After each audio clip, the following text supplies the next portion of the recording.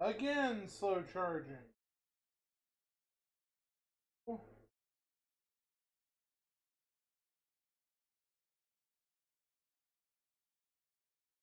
I may have to get a new phone. My phone is saying slow charging. Not good. Ugh, stupid telephone.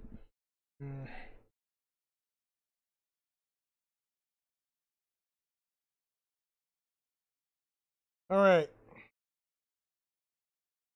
Hope everyone's doing well. Been a few days.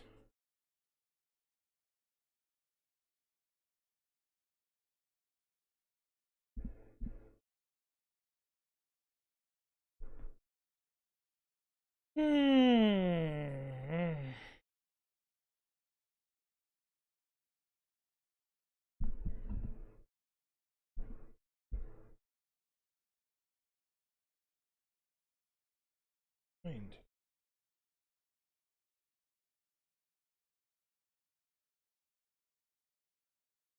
Oh.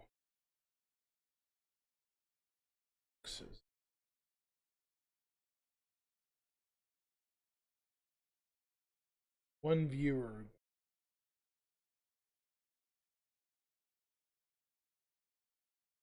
All right.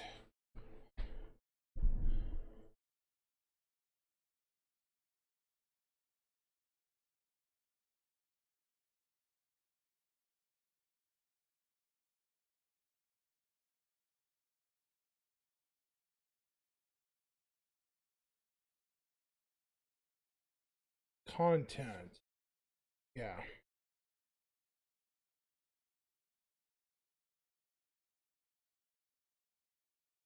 Does it say Star Citizen?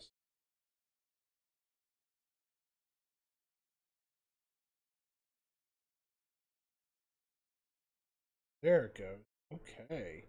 Cool. Yeah. All right. See if anybody pops in here wanting to talk about stuff. Or he won't. Okay.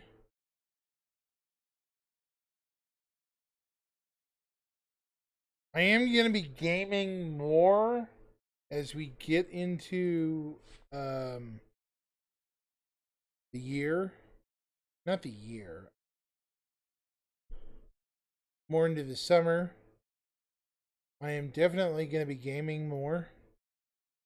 So things like, you know, streaming and such, that's going to become a lot more common again. Boy.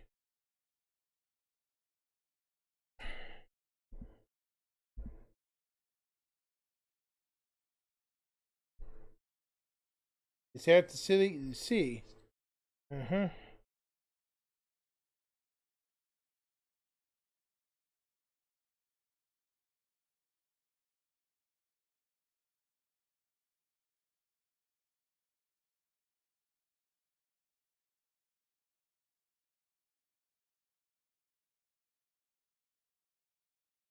Look like there's many people on this one. Well, it is early too. Yeah. See what's going on with X.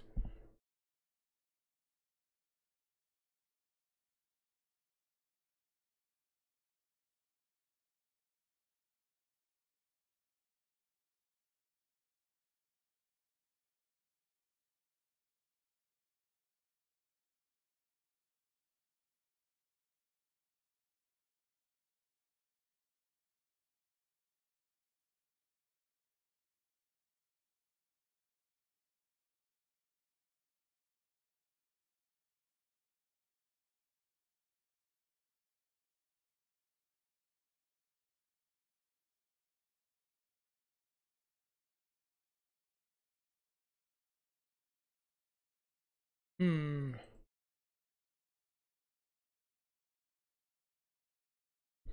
So how are we doing today, chat? Out of curiosity, how are we doing? How is your Monday treating all of you? We're doing. Victura. Hey man, what's going on? How was. Oh, did you have your bar citizen yet? Out of curiosity. Work, meetings, etc. Okay. Yeah, it was good. Good. Mine's this weekend. So, yeah. Had like 12 people. That's good. 12 people's good. Stuff is up on Twitter. Okay.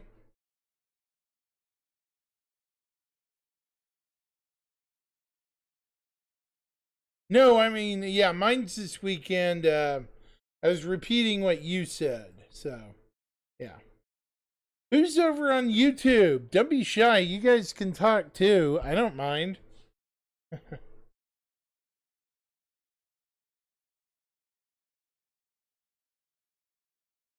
And one of the folks there wants to do Rochester, Syracuse, and hopefully Albany. Nice. Neat.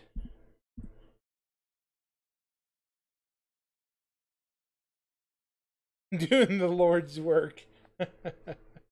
That's funny. Yeah, me and Victura run Bar Citizens. I run them in the central part of the country. He runs them on the East Coast, chat. So, if you guys ever want to go to East Coast, he's your guy. Central US, I'm one of your main guys, slash, kinda, sorta, I guess. Mine's this weekend in Central Oklahoma City. So, yeah.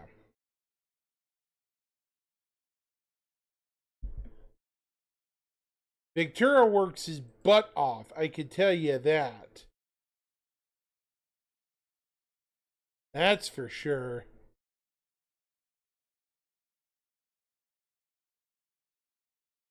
He's always busy and he makes neat stuff.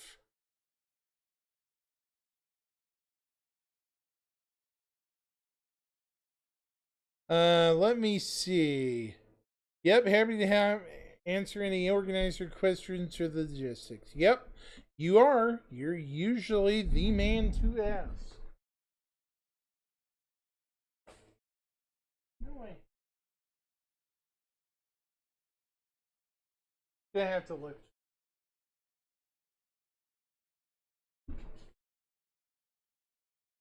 Ah, this is one of the fun little toys he sent me. Chat.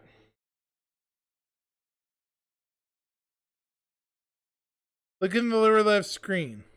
He sent a UE coin. CIG actually asked, said he could make. I already collaborated with them. So, yeah, to my understanding, correct, Vic?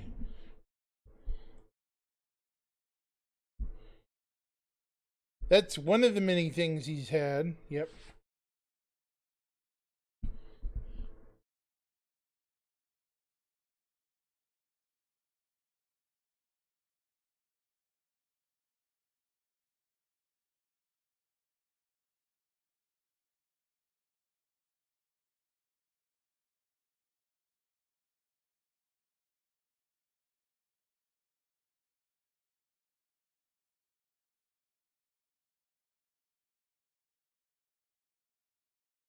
Yep, me and did a whole bunch to CIG. Yep. I'm sure they appreciated it too.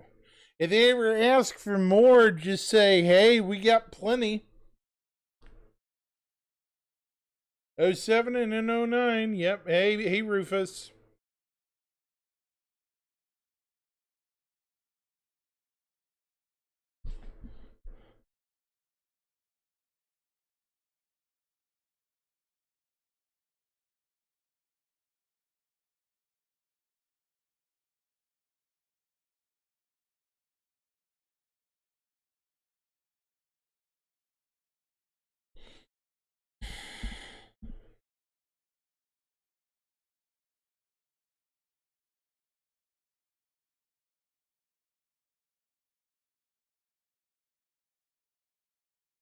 Yeah,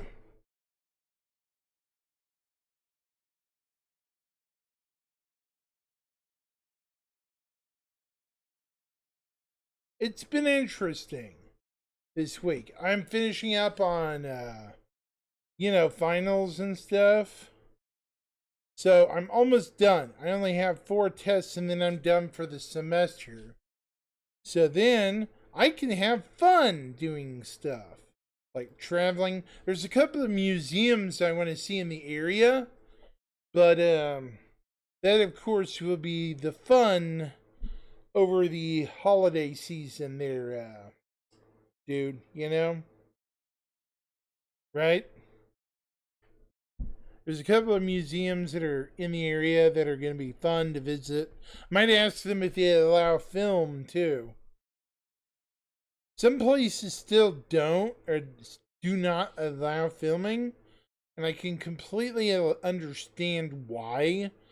Because of, troublemakers and such. Which is understandable.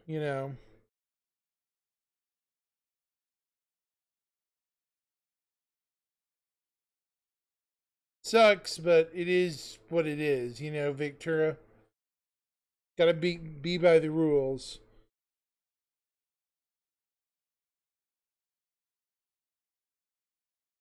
Can't disregard the rules when it comes to museums and such.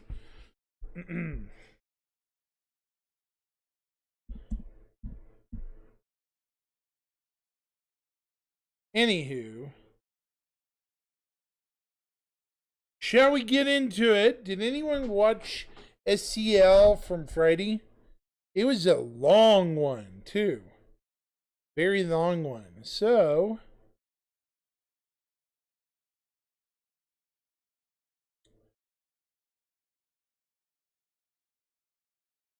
and just a sec.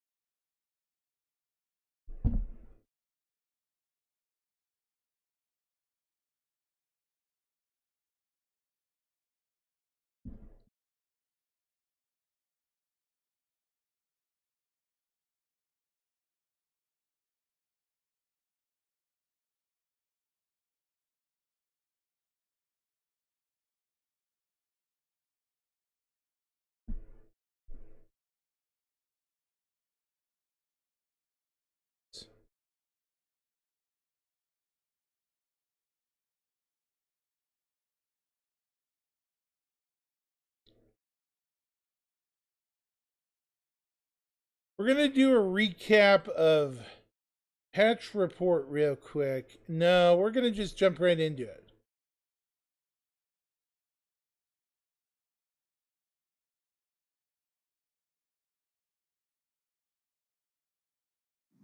Hello, everybody, and welcome to another episode of Star Citizen Live. I'm your host, Jared Huckabee, and this week's show is a special pre-tape show for our friends in Xi'an, China. As we do at this time of year, they have this big, giant, mega event with something like 2,000 people. I don't know. I've never been invited.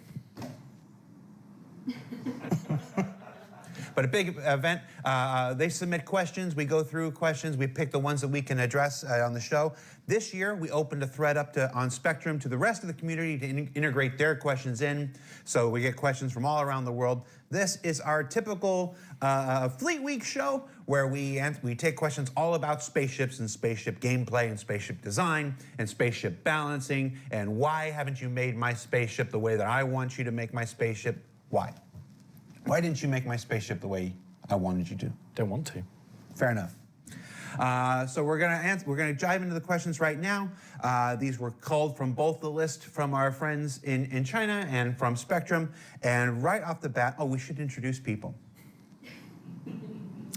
John, tell everybody who you are and what you do. My name is John Crew. I'm the vehicle director here at CIG, and I look after all the vehicle teams, primarily the content ones. Okay. Torsten, with a new title. Tell everybody who you are. Ni hao, I'm Thorsten, assistant design director at this point. And yeah, I look after still the system design team, tech design team, AI design team. So a bit more responsibility at this point. And that's the gameplay that Everything. sits at the center of the game. Correct. Yes. Yeah. And Rich, certainly, welcome back. You know, we had some confusion about how you got here before the showtime. So, Tell everybody who you are and what you do. yeah. So I'm Richard. I'm the lead designer with the Vehicle Experience team. So we look after kind of the vehicles, vehicle balance, vehicle gameplay, and work very closely with Austin on just how the vehicles play in the game, basically.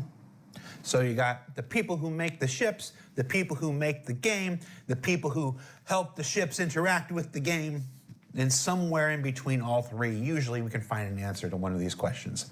So right off the bat, in no particular order, this show will probably be a little bit longer than normal, and certainly not better for being pre-taped. I think we've proven that already.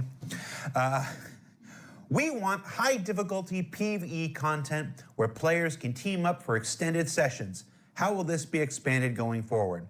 Well, this seems like a very timely question. We've got the upcoming tactical strike groups. Talk to us about TSG. Well, TSG will be introducing the need for different ships and for multiple players playing together, working together, and basically coordinating themselves and going in with like a big group to resolve the mission. I don't know how else to describe it. Yeah, we have a lot of ships in the game, and they all have very different roles. And TSG finally sort of brings together the requirements for person A in ship archetype 1, person B in ship archetype 2, and they can work together to complete the mission. Because TSG's not like do one thing, mission done. It's a layered, staggered, sequential series of events that one ship is not. You don't need one ship to do it. You need multiple types. So things Using different types of gameplay, different objectives. We've had this concept. The PO's been around since 2015. That we're building this spaceship MMO where you need to bring together fighters and repair ships and capital ships and bombers and stuff like this, and bring them together for a coordinated attack. We've had this promise for a while, but a lot of our content, and I don't think I'm telling anything anybody doesn't know. A lot of our content tends to be very FPS focused. For this reason or that, as systems are being developed, as flight models are being tuned and retuned and stuff like that. Now,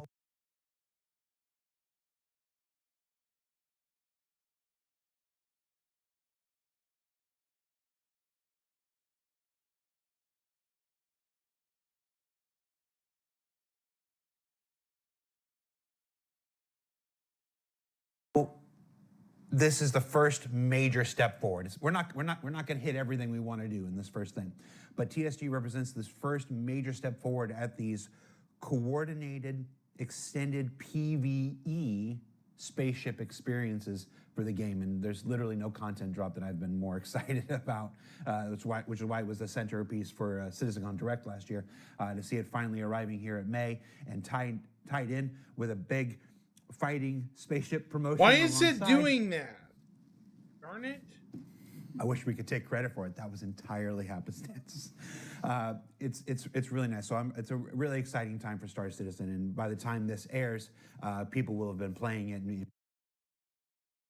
in PTU and stuff, and hope they're seeing the amazing work the team have been doing.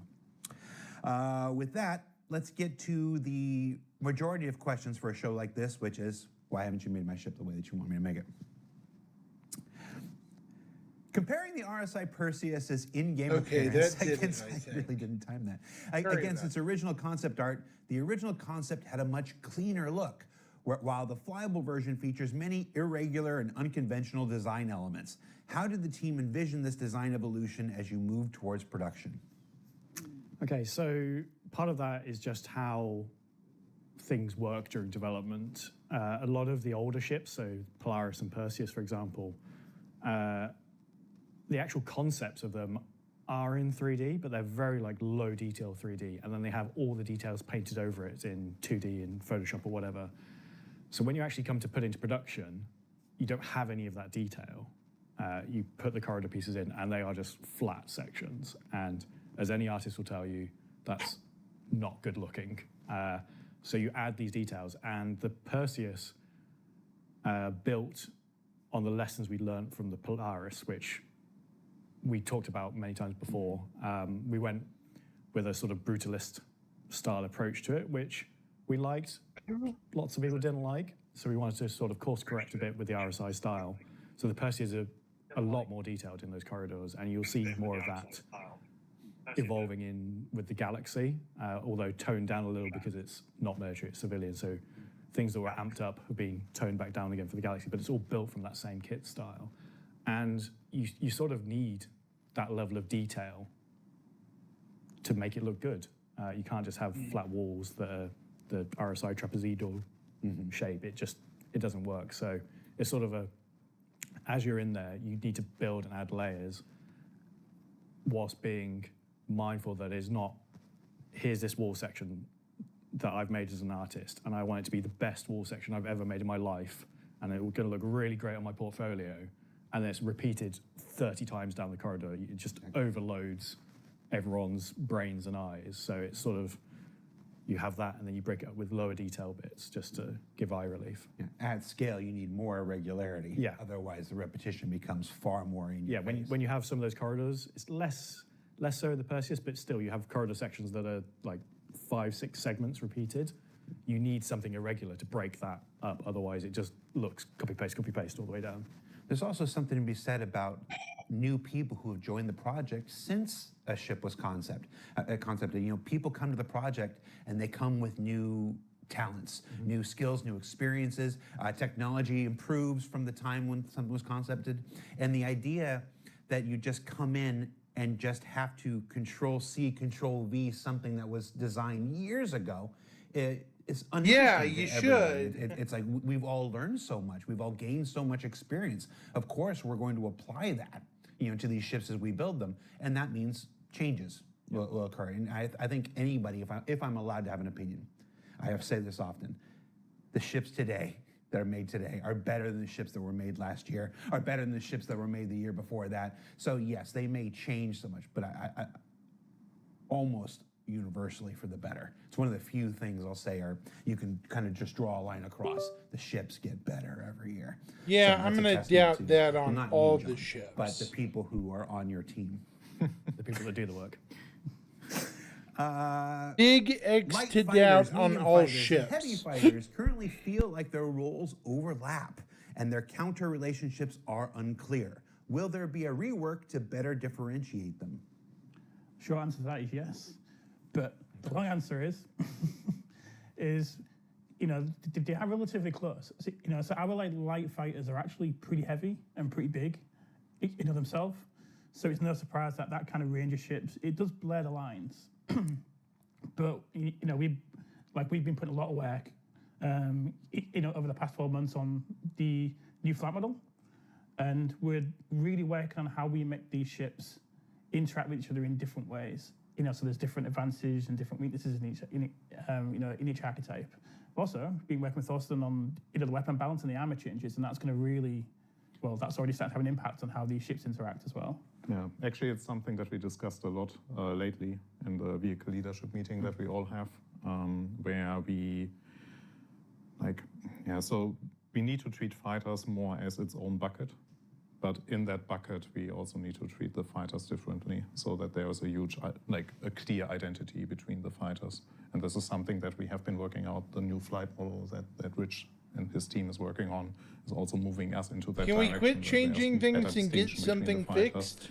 But something that also came out from the feedback that we received with all the armor rework that we have been doing is because we have right now in the game, in 4.7, in 4.8, hopefully not anymore, this hard gap between heavy fighters and medium fighters and light fighters. So there's this, even a stop gap between medium fighters and heavy fighters. So we decided on that doesn't paint the picture of fighters, because fighters have to fight each other rather than there's one sitting outside that is immune to light fighters. So, like one consequence of us discussing in there was also bringing that closer Yo, together. but Verdigris, still good to see maintaining you, the man. Perceived differences between these fighters. So there's still a meaningful choice that then also plays into like all the content that we are doing now for spaceships, where you better bring a heavy fighter, but there are also opportunities for the light fighter. Yeah, it's something we talked about before as well that I want to reiterate is that you don't do like 20 hours of light fighter. I've done light fighter now, so now I'm going to upgrade my role or career into medium fighters and then heavy fighters. They're tools for different jobs. They're not like linear power upgrades. You can obviously upgrade, but it's a choice of how your gameplay is to go from light to medium. You could stay a light fighter for all your game time if you want and have a perfectly great time. You don't need to go up the chain if you don't want to. It just gives you different opportunities and different experiences. I think there was this big expectation when the F8C came out that it was just going to be the the I win button, everything, and it's not. It's not intended to be. Yeah, that's like it's something that we have been trying for ages already. That we want to have like each category has its own purpose. Sometimes we are doing like we hit the we hit it, and it's actually working out the way that we intended. But sometimes we have to do slight adjustments, and we are right now in the adjustment phase, especially for the fighter. And they have a focus right now, especially in the new flight model testing. We focus very hard on the fighter, that they feel great, that they feel different. And I'm actually looking forward to the future for fighters in our game, because I think we are on a good way there. We just need more testing and like. So I have to ask this. This is my own follow-up here. Every time we bring up the new flight model, this is starting to feel after many years now like like the Benny Hill song starts to play. When we talk about this new flight model is always right around the corner. It's always, well, we did that, and then it got us part of it, but then we learned more. That's part of having a testing environment in the middle of your development. We don't have to do it all at once. We can put a part of it out, test it, and go, oh, okay, well, that's going to send us in a different direction. But constantly being sent in different directions, constantly having this conversation about this, and then can start to sound like noise as it covers years. I'm not going to ask when. We're not talking about when. We know that most of this work is happening in Squadron and stuff like this. I'm going to ask you how you feel about the flight model right now. Like you're in there, you're playing it. There's a question in here later about whether CIG staff play Star Citizen. You guys are playing it. You guys are working with it. You have to in order to test it. It's in massive testing with Michael Smith's team and that's what. How is that going? How are you feeling about it? So in the current game, I think we've got a really good flight model, but it's lacking some of the levers that we want to pull to make the ships feel different. To do the light fighter to heavy fighter, but also not just fighters, to make our large ships feel like massive ships that you're really pulling through, to kind of turn and move the ships around. So, are we still on this subject? Come on, really guys. It's a really good testament to the team, but we've learnt so much since we've introduced it. But I would see the new flight model as not just how the ships fly, but it's the overall flight experience that's going to kind of change drastically. So, we aren't going to rush out there and just put out a piece of the new flight model and not have the rest. So, we're kind of looking at this as soon as you take off in your ship, that is the flight model starting. And then you go all like the way to the full new, kind of quantum experience. And that's going to be the new flight experience. I mean, I'm not trying to be rude, but I'm not much of a combat player. The entire flight experience is going to come as one, kind of package. And even that is just an ingredient, right? Because it's also like the bullet speeds that will change, or the weapon behavior, let's even describe it more broadly, is what adds a lot to the experience as well there. And there were, again, a lot of discussions just last couple of weeks around. Hey, I'm going to pause this regularly scheduled Drone Fest to say, what's going on. check your RSI inbox, everyone. You might have if you have an Aurora Mark 1 in your inbox or your account, you should have the disco paint that was supposed to be for people who still own an Aurora Mark 1 in your inventory now. I just got mine. So check it throughout the day and week. You'll probably get it. Special coverage now ends. Back to our regularly scheduled droning.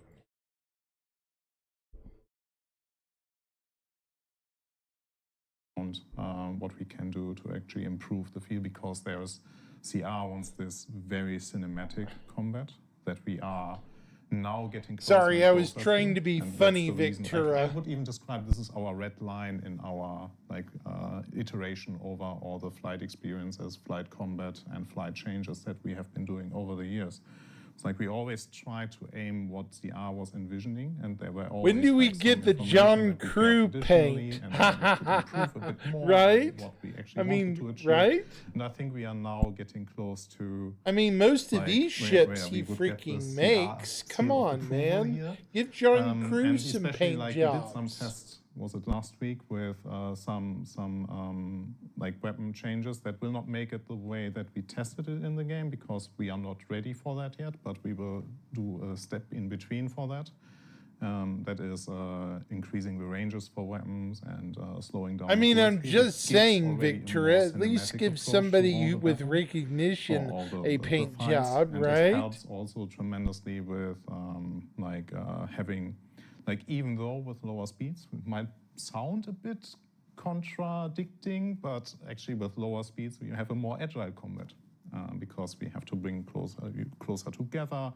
You are able to dodge bullets more than you are previously. So there will be some, or the goal for these changes is to have an agile combat in a closer range, which is exactly what CR wants for this game. And then with all the flight changes that we are working on, we are moving slowly into that direction. And the reason why we have to move slowly, and it's not a negative thing, is it's something that we learned last year when we did all the changes at once for engineering gameplay in a one PTU cycle, and we learned, no, that was a bit too much. So what we are doing right now is we do these increments now to have, like, I think we talked about that in some of the other SCRs, we have a very focused view on what we change, and we can iterate or we gather data untinted from all the rest that we did. So we know exactly when we put something out, okay, all the feedback that we receive is around that topic. For the next patch it will be, so we did some armor adjustment based on the feedback on the armor release in last patch, because we only did release the armor changes. In 4.8 we will do some bullet speed changes, bullet range changes, so we will get feedback on that, and then we can iterate over that, and in the next patch there might be something new for flight behavior, combat behavior. Yeah, they're all, I think it's always around the corner problem is for Star Citizen, it's all interconnected. Like, if you change flight speeds, you have to change projectile speeds.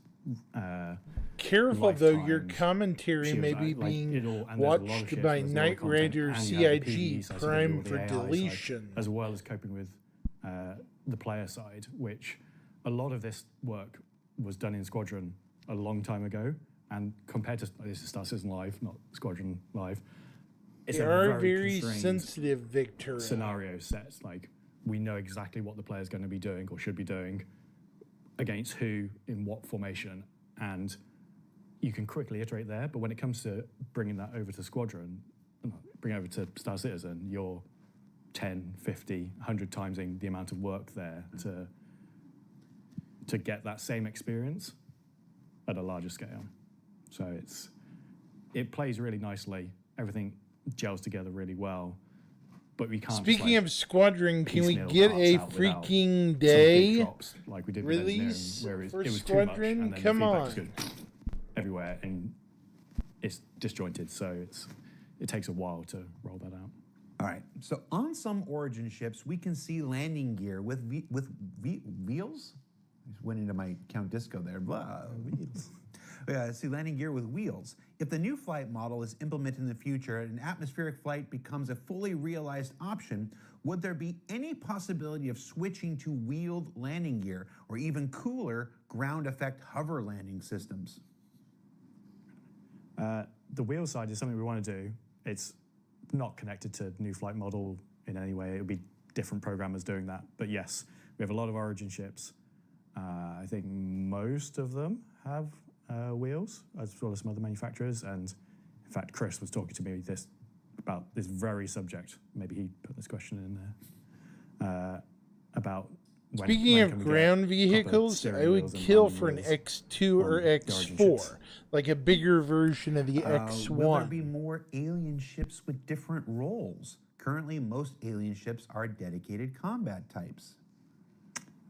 Yes, so this starts with the Raylan Alien Week in June. And I think we will see a couple more this year that are alien ships and not combat. So there are two more non-combat alien ships, and Vic. missiles. Did you hear that? I just leave it there. Torpedoes and missiles. Go. So Torpedoes 3 and missiles alien ships sometimes that are have difficulty hitting non-combat. targets. Very Their weird. purpose remains unclear. I think their purpose is clear. I think whether they achieve it is unclear. And the reliability is very worrying. Will there be improvements? Will one of them be So Banu? one big kind That of would missile be work. killer. Planned at the moment where It's going to be funny if one of the core them's the aspect of what smaller we've talked about Banu now is just merchantman, the really trip taker. hard to predict where they're going to land because they're so quick. So we've got problems with networking. Possibly, good eye, Victor. Maybe refinery. So I could see a Xi'an refinery. They're very it's just industrious they are people. predicted to Mining, implement. maybe. And, that Salvaging, prediction definitely. isn't hitting the Hauling. mark all the They time, got with but the also it's Raylan. But also it's Yep. to do with countermeasures as well. So we. Oh! I would say we've got a linear relationship Raylan's right the now, hauler, yeah. which is Hang on, between the countermeasure hang and the missile. Just a misses. second, chat. but Hang on. You reminded me of something, Vic. Tonight, I will probably, if the PTU is correct, the gap. I think the gap's going to be, well, we have two. So we could either get both are going to be either Xi'an or one would be a Xi'an and Banu. But if it's a Banu industrial ship, that's going to be unusual. Because what if it's the smaller brother of the merchantman? That would spook people. Like, what is this? The trip taker's supposed to be Connie size, Vic. That's a big ship. Could you imagine a Constellation size Tavarin, maybe? Now, I don't think we're going to see anything for Vanduul. They said in this thing something about no more Vanduul ships, but I think that's maybe an asterisk. Don't forget, Asperia loves tinkering with alien ships. And Vanduul ships are very heavy sellers. Right, Vic? We could see some of their capitals, but I don't know. We'll see.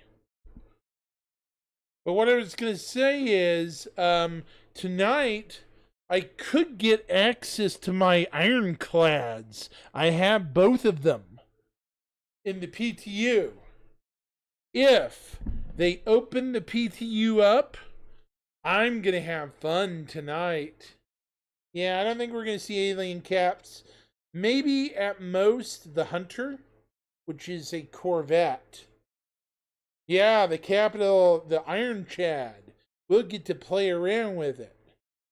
I also have the rare concierge paint that only came with it.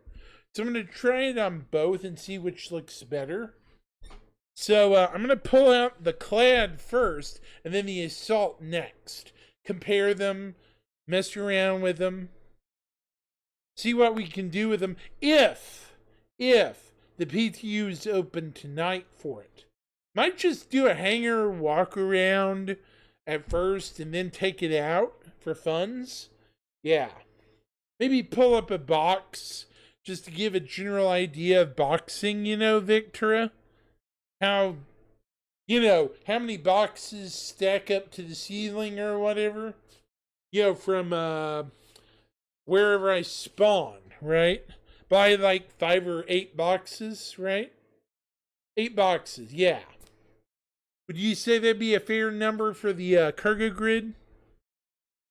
8 empty boxes of the 8 crate sizes? Yeah.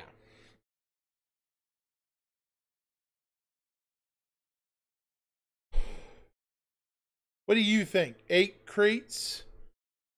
Probably 8, yeah. Anyways, back to the show. That's not the intended really goal of how the missiles work. We want more kind of clear kind of readability of where the missile's coming from.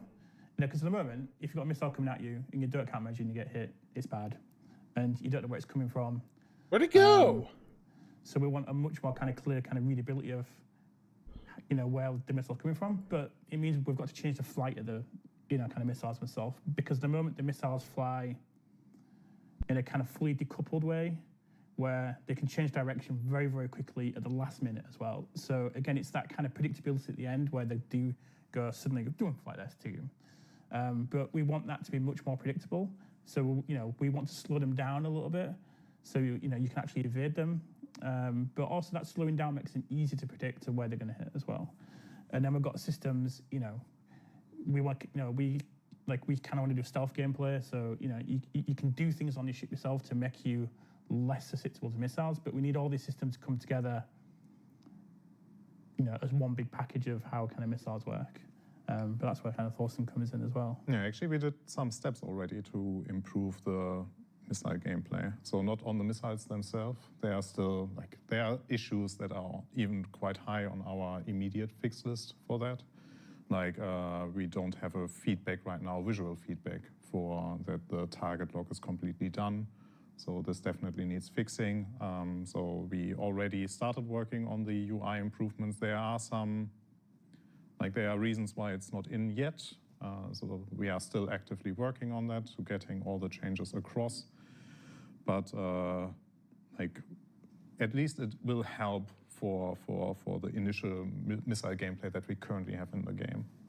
As Rich already said, the speeds of them are now with the updated bullet speeds for the normal weapons. They also unproportional again, so that means that this is definitely something we need to tackle afterwards. And for the stealth gameplay, actually, we did some changes already around that. So engineering gameplay influences the EM signatures. IR signatures are also driven by the cooler functionality. So we already have player decisions impact the signatures. Also with actually a shout out to Michael Smith there. It's basically his doing that we have the cross-section is only detectable now by active ping. So it's actually something that was brought up in our vehicle leadership meeting, and we just acted on it because it works out quite well. Has the downside, though, that the cross-section missiles now need an active ping, and there's also some visual indicators missing. So we have a list of things we need to improve, even for the missile gameplay that we currently have in the game. But we also are very aware that the missile gameplay is the gameplay that we can improve a bit more even after these quality of life changes, because we have dedicated missile boats, we have dedicated ships with a lot of missiles on them, and we have to make it fun for missiles. It needs to be an exciting gameplay, and right now it's more and I'm very sorry to be that honest, but it's more like a side thing to do. The benefit, though, and I have to advertise it, is missiles ignore the armor checks because they do so much damage. So if you have a small ship and you want to crack the armor, use a missile.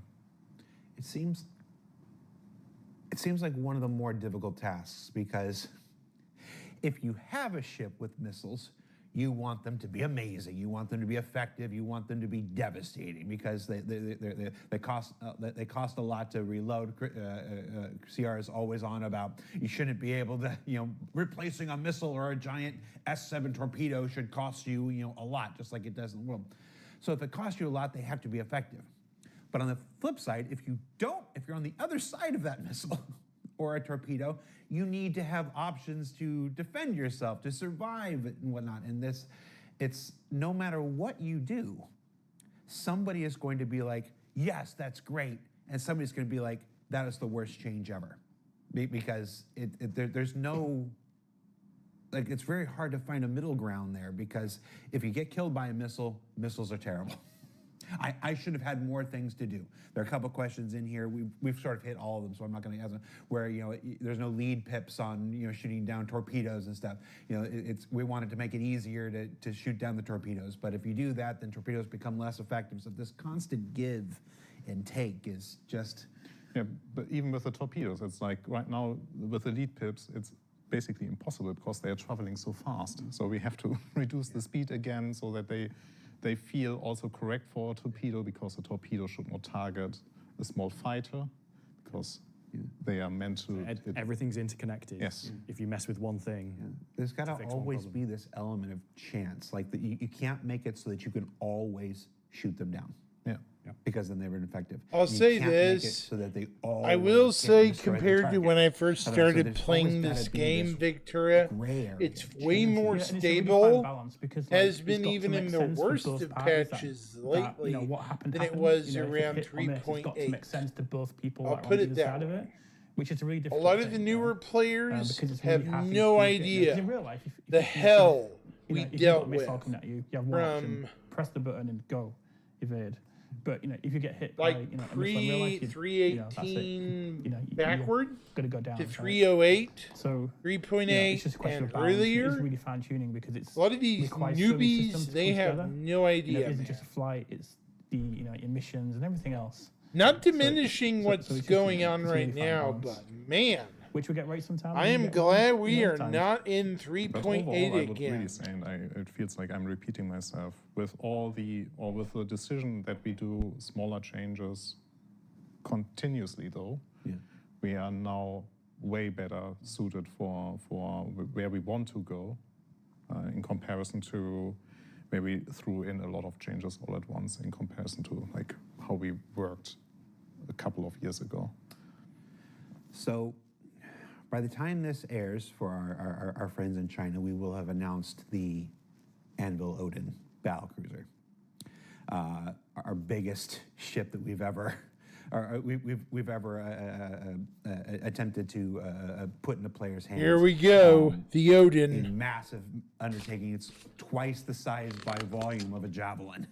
It's just huge. I say this because this next question is right to the efficacy of a ship like that. Currently, it is difficult for pilots and gunners to coordinate effectively. Pilots have a hard time knowing what their gunners are targeting and what firing arcs are available. Gunners also struggle to relay continuous targeting for sustained attacks on a single vessel. Can this be made better? So there are different endeavors we have around that. So there's one big that is more like globally for the game itself, which is all the social work that is planned to be improved. Because I think we talked even about that. Was it last SCL? Where it's like, for an MMO, our social aspects can require some improvements. Yes, the social teams that Benoit's team is working on will be essential to a huge part of this. So that will also help a lot with communication on your same ship. So the voice over IP is always a topic that Please, if it works less really well, Jared. can be Less really good, Jared, especially guys. On, communication in close proximity on the ship. Victoria So demands that it. should help. Less But there are Jared, also like please. issues that we are aware of, and they sadly didn't get prioritized yet. But because of all the content that we now have targeted to multi-crew like multi-crew purposes, multi-group purposes, like the sharing of markers and helping at least communicating where to aim at. These are definitely something that we have on the list. There's also like all the marker improvements that have been discussed at this point for 2 years. that we are still working on. Also, like as with a lot of things, right? There's always a clash of priorities. There's always someone coming into the room and saying, like, no, this is the highest priority now. So we have to shuffle things around a lot. But it doesn't mean it is forgotten. It is, at this point, just not today. It's maybe tomorrow. And especially the You marker are work, I fine, think, and will you are help not most, wrong. I'm getting like, a little tired of it too. making it easier again to share markers, share targets, having even a better visual. You're quite all right, This is sir. the target that is supposed to be the target. And gives, again, someone a role on that ship to be the person, Yeah. do this. Absolutely Everybody do essential it. for these capital ships, the Idris, the Javelin stuff. We've seen these images of the map table and stuff. You know, having there be a role that is, all right, that's our new target. Being able to click it and for that to go to every turret, you know, gunner, like this is your target. When this guy comes in front of you, that's who you're doing. It's absolutely essential. There are, for many people, and I'm going to include myself. People always ask, like, what kind of Star Citizen are you? Like, from the moment I learned about the project, I have always wanted to be the capital ship guy. I want to be the guy. I suck at flying, and I suck at shooting and all that stuff. But give me an overview of something, and I can make good decisions that'll help. Like that's where my strong point is. So that role that we're talking about here, being there at the desk and going, okay, it's gunners 1 through 6, your target's this. Gunners 7 through 12, your ship is this, and stuff like that is my dream, which is why something like the Odin Battlecruiser is very exciting to me. I just have to live long enough to. Yeah, especially for that, we even have like very, very clear long-term goals. Yeah. I think we briefly mentioned it in our Road to 1.0 discussion from Rich Tyra, where It's in the Road 1.0 stuff. yeah, so where we have this fleet management as an opportunity for you to do.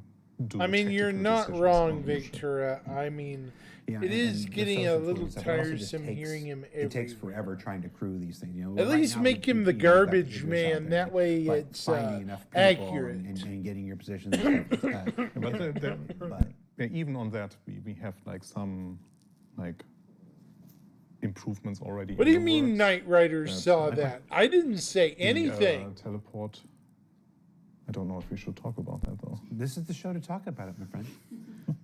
So we have right now, it's not signed off yet. So they are like, because we have to fit this work into the theme of Star Citizen. I didn't It's- say anything, like, did if I, Victor? phrase it now the way that I will phrase it, you understand why it is really hard to put it into the framing of what we sell as Star Citizen. It's the teleport to party leader, where we want to allow players to, in certain situations, be able to quick travel to your party group or your party hangar. and Hold then the be able fuck, to hold go the phone, on. hold So the we want- phone. Quick travel. What is this, Final Fantasy? Hello? What? What? Okay, I understand maybe on ships, but not long distances. Come on. That takes away from the game.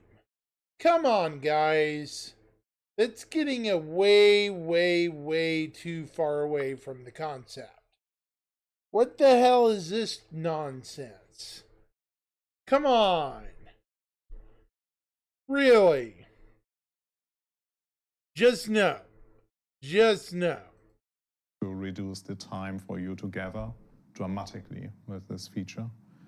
But it's a bit challenging. Yeah, it's challenging. At first glance, it seems against the ethos of Star Correct. Citizen. So, and that's why he's saying it's not a signed-off feature. It's a. You've heard me say it. We have the same conversations here that you guys have out there. I just remember 3 it months too, earlier. dude. And Teleporting just with as regard to contentious, be ships and honest. cargo, But yeah. it's we have to explore those things, even if we never do it, even if a teleport feature never comes into Star Citizen, and it may not, guys. We still have to discuss Yeah, it. yeah. We have to discuss it. We have to explore it. We have to build a prototype. We have to try it. We have to try anything that can make the process of getting into the game and playing the game more enjoyable, more effective. Make it an easy mode It has to be a for major priority, noobs especially as we go only, towards 1.0. not 'Cause as you go towards experienced 1.0, that players. priority becomes more and more important. Okay, that's my making the game caveat. People accessible, who've been in the game making for it possible for people to get in and do the 20 things that they want years, to do. 15 years? So there No may be way. They don't some- need There that. may be some things No. here and there that are like, well, that Right, makes it less Victura? like a space sim. There needs to be a Sure, cutoff but it time makes it period. more like a fun game. You're here that for more 2+ people can play, years. so one of No the- more easy teleport. Lots of people complain about lots of No. things, but one of the common ones is just the time it takes for you and your friends to go do something in Star Citizen, and we share that. I mean, pain as come well, on. So They not should be everyone grouped has in with the rest of us 2 or once 3 they hours become novices. to play the game. Some people might only have an and hour. You don't want to spend averagers. half an hour, 45 minutes of that time getting everyone together. Some people do. Not everyone does. And then spend 15 minutes quantum traveling somewhere. What do you want to say, Torsten? It's a bit more than half an hour.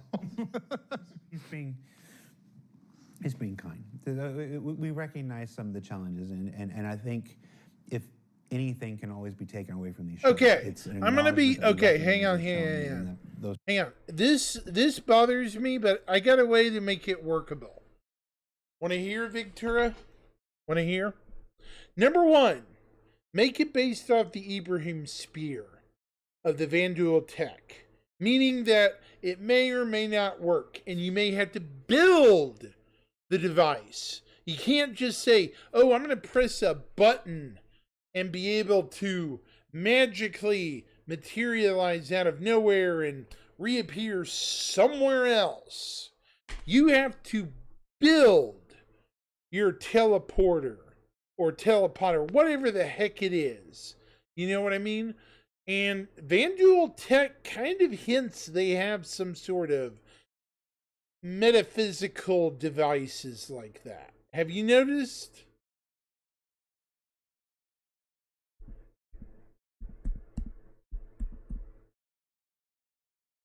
At least in my opinion, it kind of seems like they do. Kind of, sort of. I'm not saying it's a 100% successful comment, but if they do go this route, make it workable with the lore. Quit changing shit just to suit the newcomers, you know? And don't make it easy as heck to get. That's my request, you know? Not everything needs to be freaking easy mode, right? Am I wrong for thinking that, Victura? Maybe I've played this game for far too long. Maybe I'm the crazy person.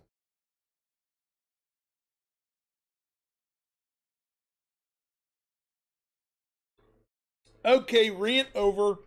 I'll listen to comments for a second here. I think I'm insane for thinking that, but I'd like to hear from you guys what you think. I think we're all crazy. Yeah, I think we are. those conversations that happen out there are happening here, and that the people here are doing their best to reduce those things and make them better. I mean, I was just in a meeting, gosh, last week with Ian and Aaron and Sandy talking about the tutorial, what we can do to improve that. And because or we could it's- all work as experts at you never State rest. Farm. Yes, we have to make new stuff. We have to make new stuff. New things to do. Absolutely. But we also Terrifying thought, cannot Victoria. Perish the forget thought. that this needs to be a Perish playable the thought. and enjoyable experience through and through. And there are quality of life fixes. There are older systems that can be updated that need to be updated to help us. And then there are interesting ideas that at least have to be explored, like the teleport to And party leader and stuff.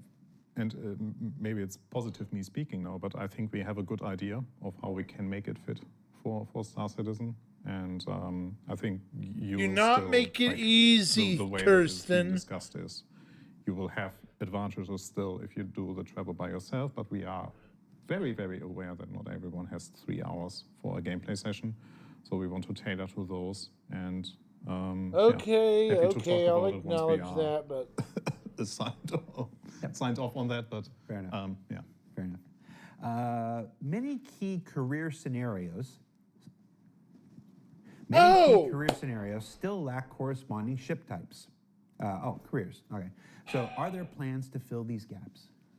I just realized how it it's a could very work, short answer. We've We've talked before base about building. we When have you build a huge base, matrix of you have to travel size, all the class, way down there manufacturers, and to a we want base. there to What be if you can options just in instant everyone? We don't travel want to there be the a singular, base, but like, you still have if you to wanted travel let me check via size your and own role. ship This is the elsewhere, only ship for that. right? We want there to be a pool of ships to pick from. So even That's though a lot we better. have gaps in some areas that we will fill, Like in if the you ones have that an are filled, org we'll base, still expand it. right? So That's a I don't bit know. more reasonable. Let's pick heavy salvage.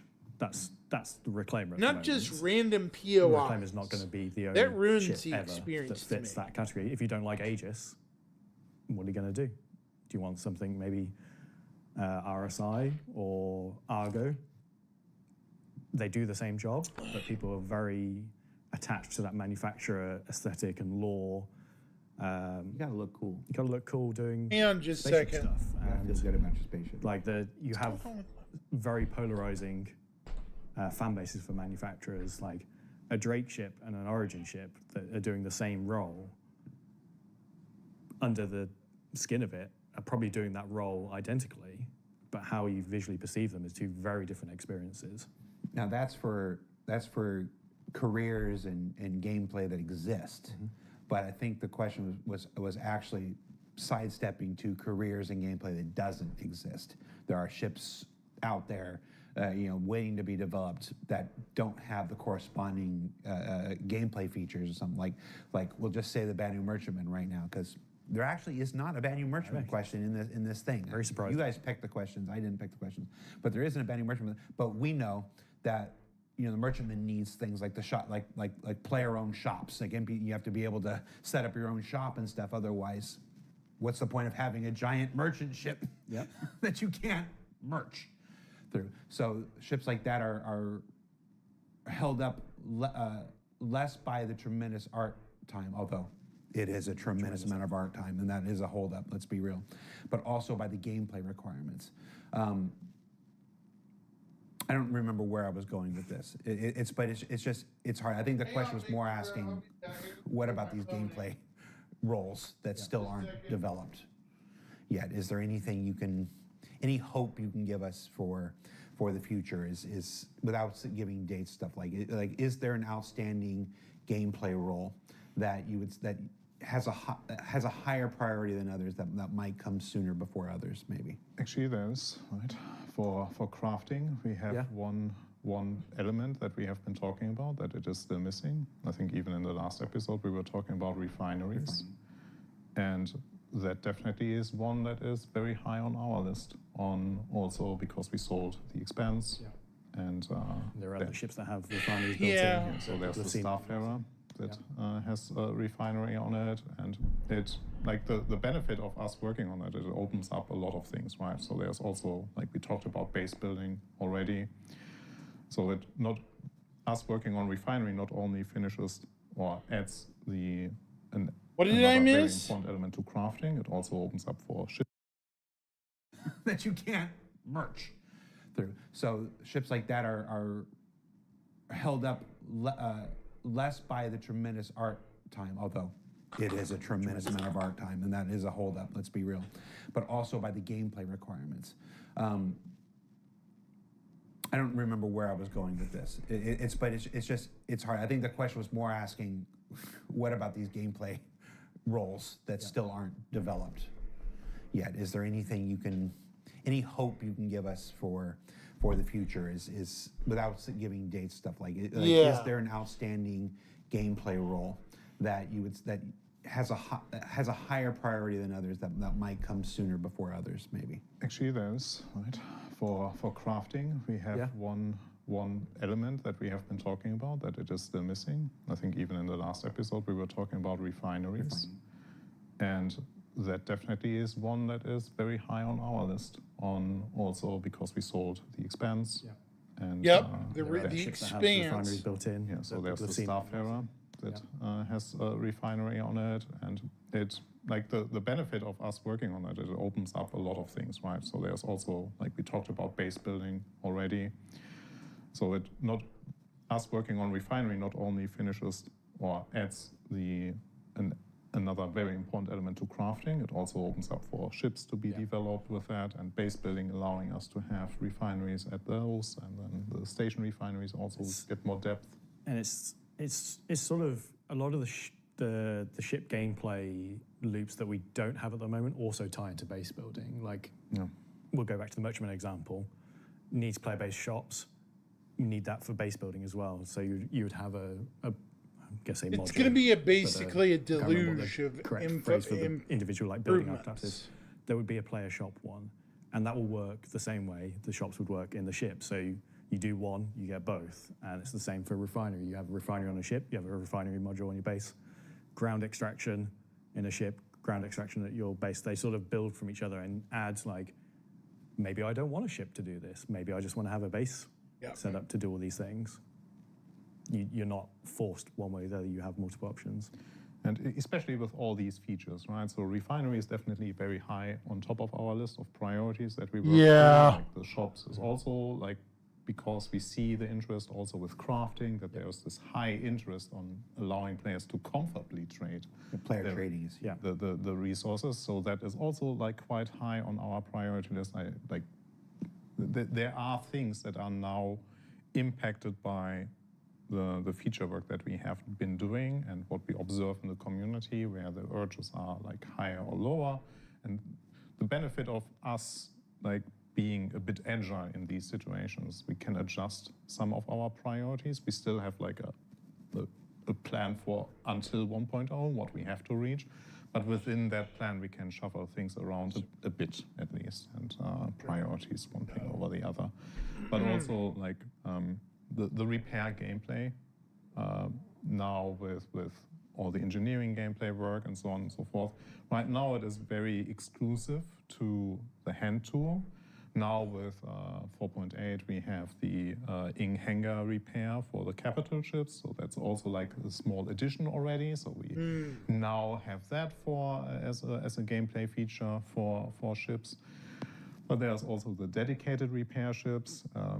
I personally try to avoid as good as possible, and John and Rich can confirm in the vehicle leadership meetings. I try to avoid that because like we have some plans, and I really would like to invest some time into that. But right now it's like with all the, like I really would like to finish the crafting stuff first before we tackle into that. But that is me I don't saying blame that. him. It doesn't mean that like Getting that someone says, that no, we now need fixed. a repair ship, and then I have to shuffle things around. Torsten always tries to Getting the crafting angle done, Victura, sets them up deliberately for base building, shops, player shops, everything. Getting done with crafting as a whole will unlock so many things that I'm with Tursten on this. Crafting is a whole meta angle to the game. I never thought I would enjoy it, but I do. Even hunting for the elements to go crafting stuff, I enjoy it. One thing I do want to craft besides armor is clothes out of things like Copian hide and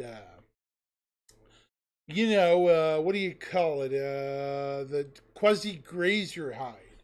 Give us some more like basic stuff, like boots and hats and shirts and stuff out of Copian hide and quasi-grazer and Marok, I guess. Just stuff we can sell for the cheap to build up to ships and stuff. That would be kind of a good start. Just an opinion. avoid all the repair questions I give him, but if we talk science module for the Endeavour, I still want to strike. Oh a deal. no! No one checks what I will do about that science module, and I can go free. That is a deal that I still want to do. No, everyone disagrees. Everyone is afraid. That's the sound of 1,000 people melting 1,000 endeavors right now. Yeah. Like I really want. he really does want to.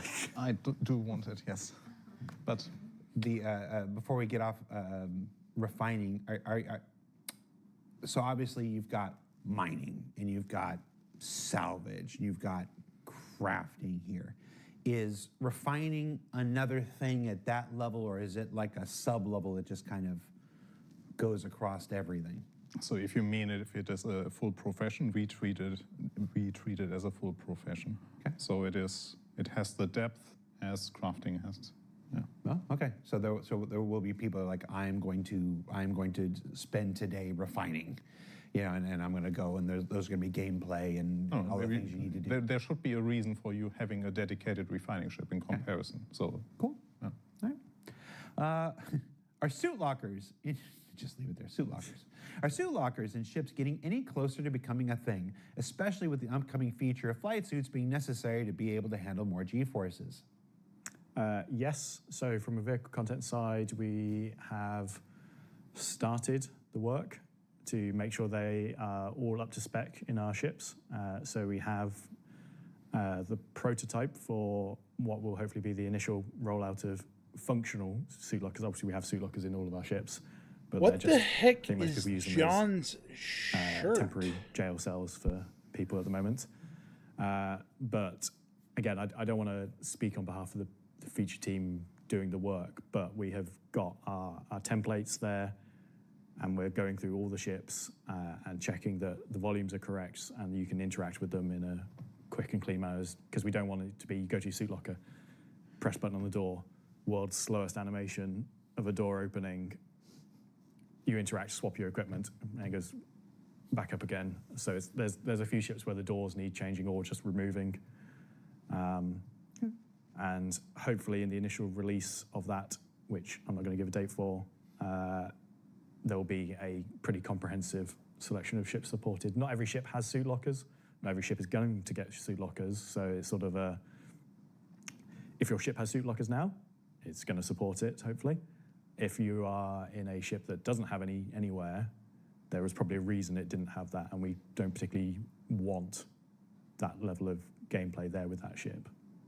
It's the whole not every ship is supposed to do everything. Yeah. It's there's supposed to be choices. Yes. There's supposed to be sometimes some hard choices. That's intentional. Yeah.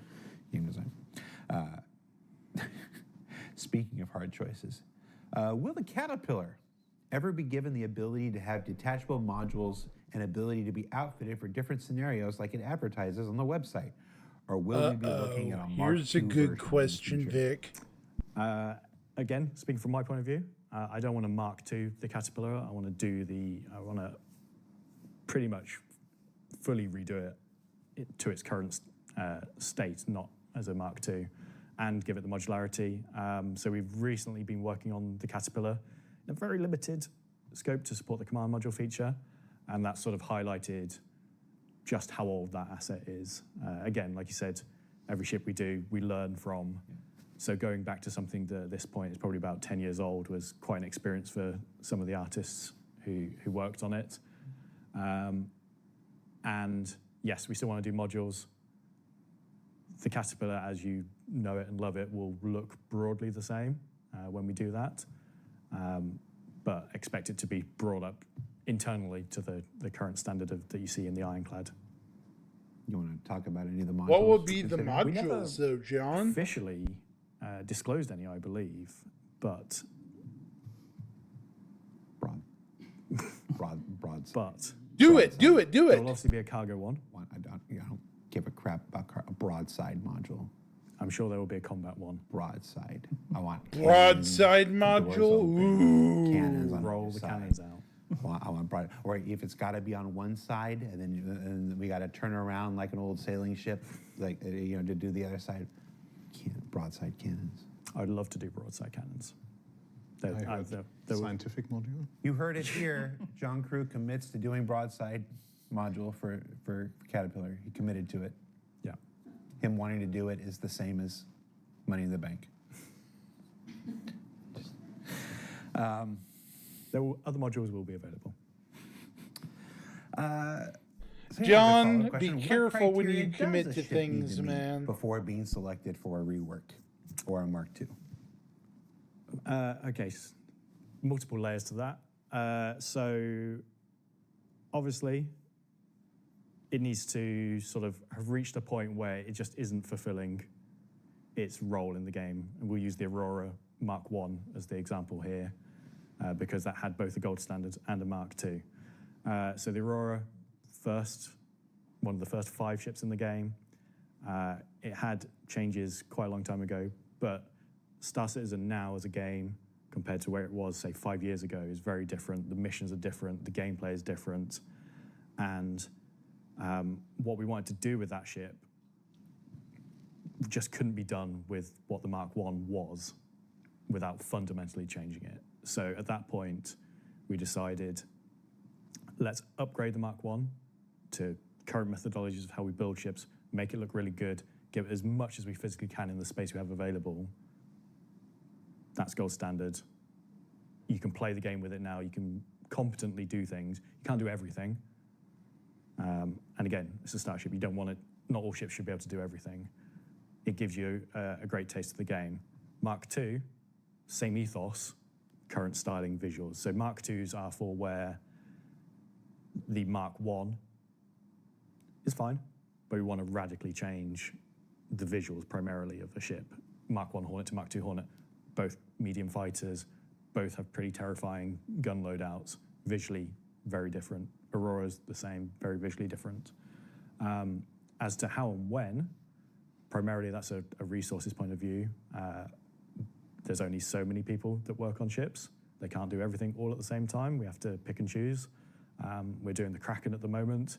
That's a big investment of time and people. If we weren't doing that, we could do a lot more smaller things. So again, at the director and executive level, we're deciding almost like a year in advance where we spend our tokens to develop things. So we have to hit that criteria of there's a valid need for it. Do we have the staff available to do it? And also, is it sort of something that the community wants? Not to dismiss some ships over other ones, there's more value to things like the Aurora and the Hornet that have been here a long time, getting a gold standard and a Mark II than a more modern ship. Yeah, it's you say most of the 2027 ship schedule is already set, and so that's how far ahead of time many of these decisions are made. Sometimes we can fudge a little bit. Yeah, here we and try very swap hard. Like something out. when we start a ship, we don't stop it because it's try. We try. There are occasions. Banu Merchant. We try. No, But bad. it can be very disruptive Bad. internally for like stopping. Like, are we releasing this? Or are we not releasing this? Are we stopping? We're starting. So once we start something, we try and see it through all the way to the end. And some of these ships can be 6, 12, 18 months for development. So I could say here today, we're gonna do X ship. You might not hear about that for another year or so. All right. Please improve gamepad support for Star Citizen. The current PlayStation controller key bindings are completely non-functional, and Xbox controller key bindings and curve settings also have significant problems. The controller configuration and overall gamepad compatibility needs to be completely reworked. Now, this is one of those things, I remember we did the holiday live stream, not that one, a different one talking about the in holiday one? 2015, whatnot. Which where Chris one? Played the game live, and he played on a gamepad. You played Star Citizen, on a gamepad. I play Baldur's Gate 3, whatnot. I play it on PC. I still prefer to play it on a gamepad, even when I'm playing on PC. It's, for some people, it is just the preferred control scheme. What, if anything, are we doing to support gamepad? So there again for Squadron, because like you say, tons of people play PC games with controllers, and I do it myself personally. Is that I connect my DualShock controllers up to my PC so I can play it, and then when I go to my PS5, I'm not having to muscle memory relearn everything. So there's been a lot of work on the Squadron side to improve that will come back to Star Citizen. Again, it's not just why doesn't someone just copy the file from here to here and make it work?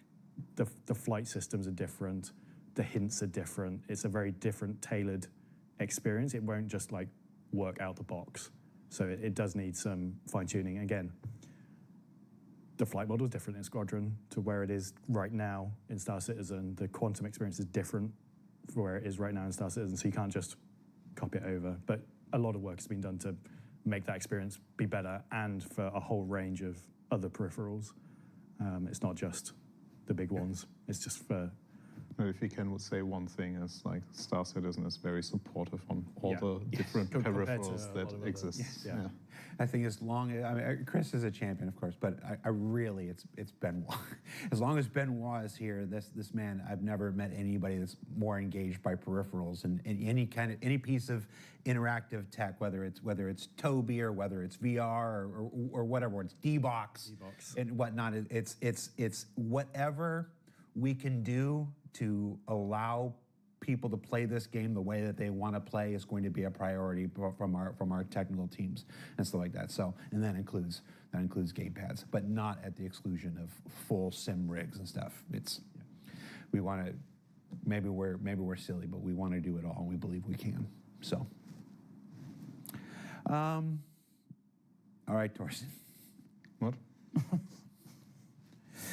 Now, I want to be clear that I'm just reading the question here. This isn't. Okay. The existing armor mechanics are fundamentally ill-suited for future gameplay. No matter how the numbers are tuned, armor will never behave realistically in actual combat. It amounts to nothing more than a single hit point bar. Armor should be diversified. For example, providing immunity against ballistic weapons size 4 and below, while energy weapons size 2 and above could deal heavy damage to armor. Thank you for listening to my ideas. No, he didn't say that. I added that. What are your plans? So,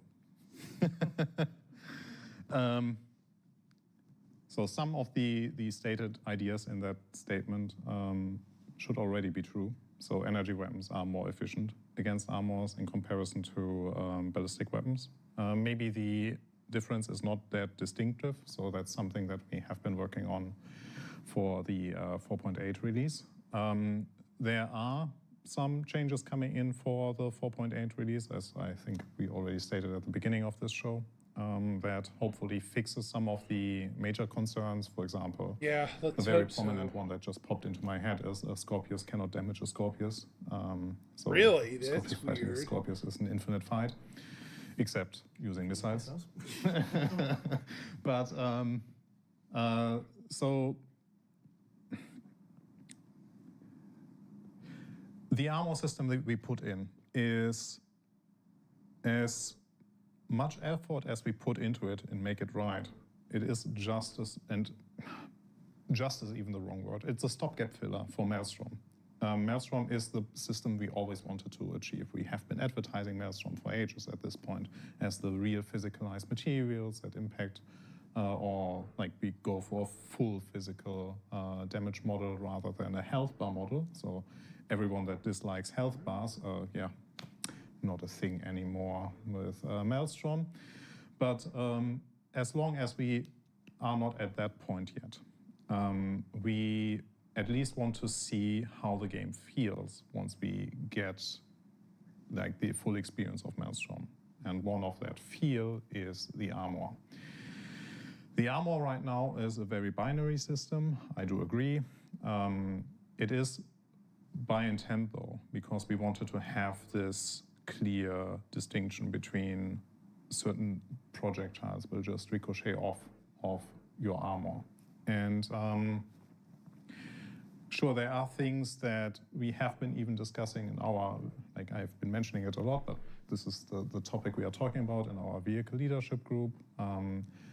And as with all the other things, we don't want to overdo with changes, right? So for 4.8, we want to iterate over what we got.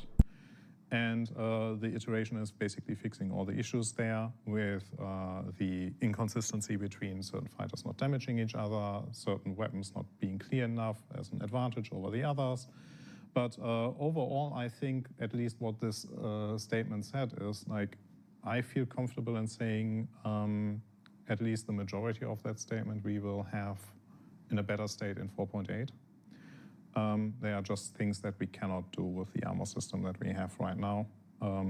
Like I've Which is seen fair. people I can reach out to me understand with a lot that. of suggestions. They are good suggestions. I don't disagree, but that means we need to invest more time into that. We need to derail some other feature work that we are doing. So there's a lot of considerations, and I think what we have right now is something we can build on, we can improve, and we didn't. Too much wasted work while you're Correct. waiting for Maelstrom. Correct.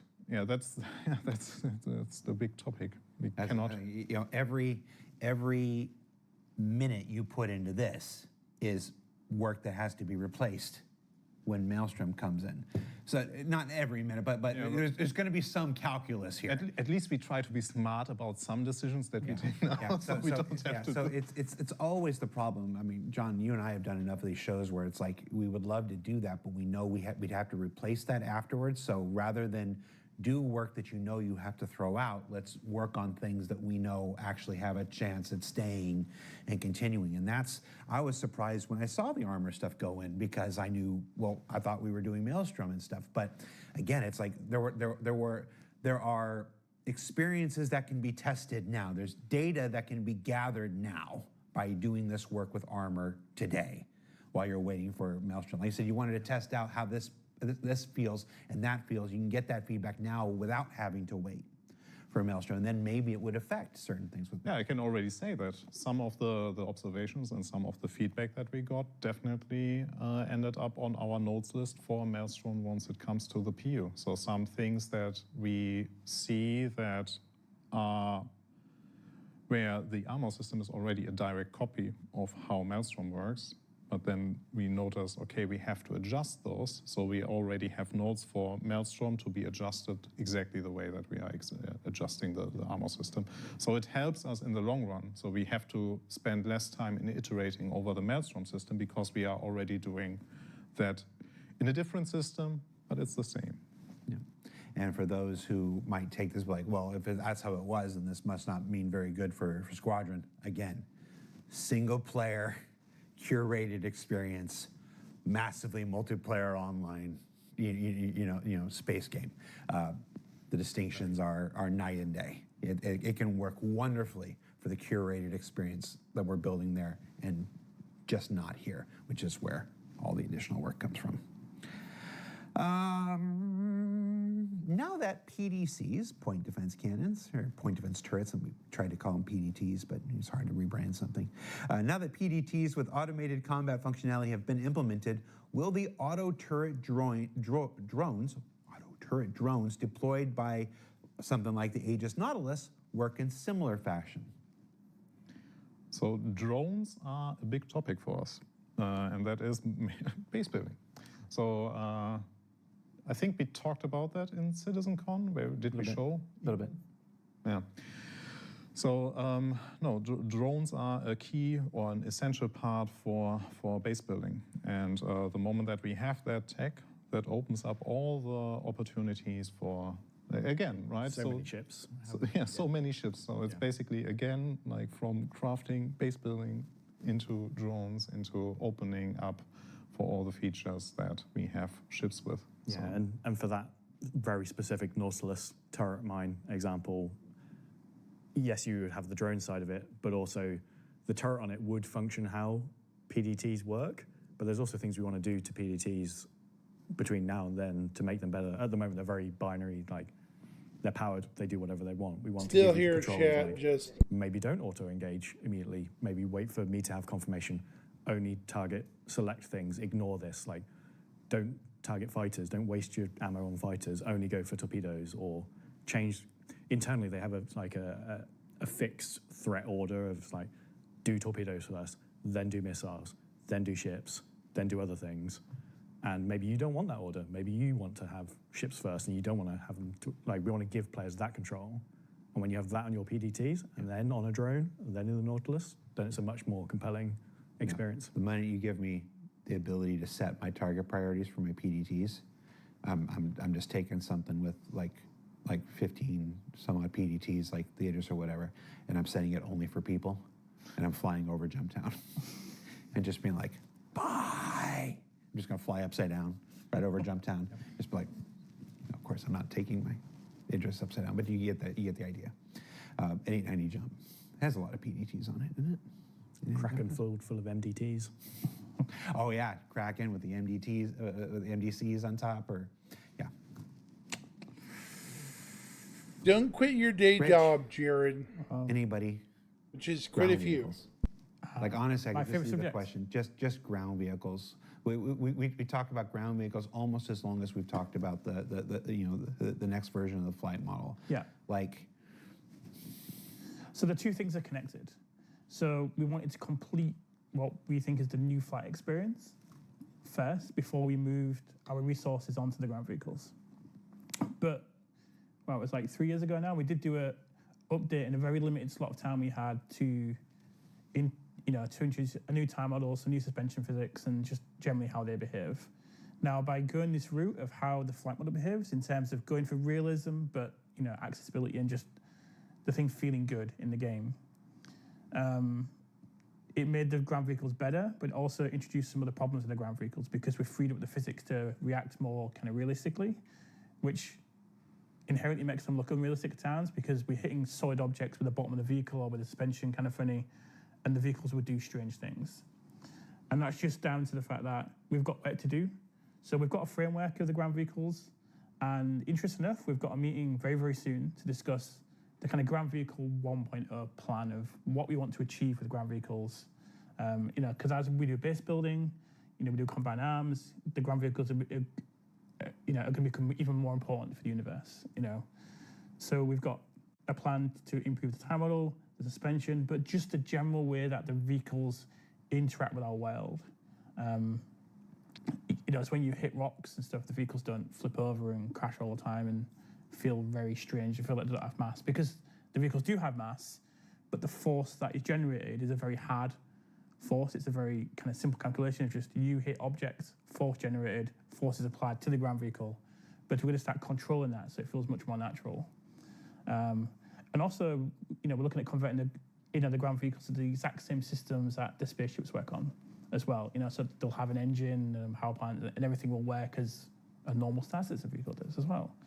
And this overall will have a much more kind of natural feeling ground vehicle in the end, once we get some time to work on the physics of, just how it interacts with the world. And I'm kind of excited by that, which will hopefully allow us to do more interesting gameplay and for the vehicles to kind of actually be have a able to do purpose. more. Yeah, just be able to do more in the game and have that purpose where, so you can go take your ballista, park it somewhere and have it in the right spot that you want it so you can use it for that purpose. Actually, we had, there was this, I forgot the name, like the big facilities we have on the ground. Distribution centers. Thank you. Distribution centers. Those were our first intent of making ground vehicles more viable because we equipped those distribution centers with very effective turrets so that you should land further out. Our planet environments weren't built for that. So we had a bumpy road ride. Yeah, one of the biggest problems the ground vehicles have are the very beautiful looking planets Yes. that we don't have nice roads on because part of it is they're not habitable or I can't think of the word, civilized with infrastructure. So there isn't roads there. And a lot of people underestimate the scale of Star Citizen and they're bombing along in their Cyclone, which they don't realize makes a Humvee look small. And they hit what they think is a small rock. But if you stood next to it in real life, it's 2 meters tall. So a vehicle traveling 40 meters a second, hitting something that essentially has infinite mass in how it is in the world, in the real world, you'll just go pancake into it. But our vehicles have mass. That thing doesn't have mass. Like Rich talked about, it was changed to a more realistic model, and then we had to rapidly change it because the physical forces that were being imparted on the vehicles was just insane. So there's lots of things we've had to do to tone it down. Yeah, it's one of those things like Star Citizens. Is it a spaceship game? Is it an FPS game? It's an Rich Shire will tell you it's an everything game. And that's what we're attempting to do. That has to include ground vehicles. Yeah. I think ground vehicles have been sort of in this unfortunate kind of side shunt over here. They've never really found their purpose in the verse, and it's like when I saw something like Stormbreaker for the first time, like I was excited now that that a big area that doesn't allow you to fly ships in and stuff like this. I'm like, great, do something like that where you can do vehicles, and you, like imagine the entire patch content was ground vehicle related. You had to do the entire patch content in ground vehicles and stuff like this. And the answer I got back from creative director Ian Leyland was, we'd love to, but playing in ground vehicles right now isn't that great. So if you do an entire patch content that requires everybody to roll around in ground vehicles, you better make sure the ground vehicles are fun and actually work the way. So it's just that's another smaller dream. First dream is the big giant battlecruiser kind of thing, commanding the field. The second thing is I just love an entire content drop that is ground vehicle related. You can't bring ships. Want them to be just as good as the ships, and that maybe to the point where you never even want a ship. You're just content with your base built location, ground vehicles, tooling around, doing all the game loops with ground vehicles.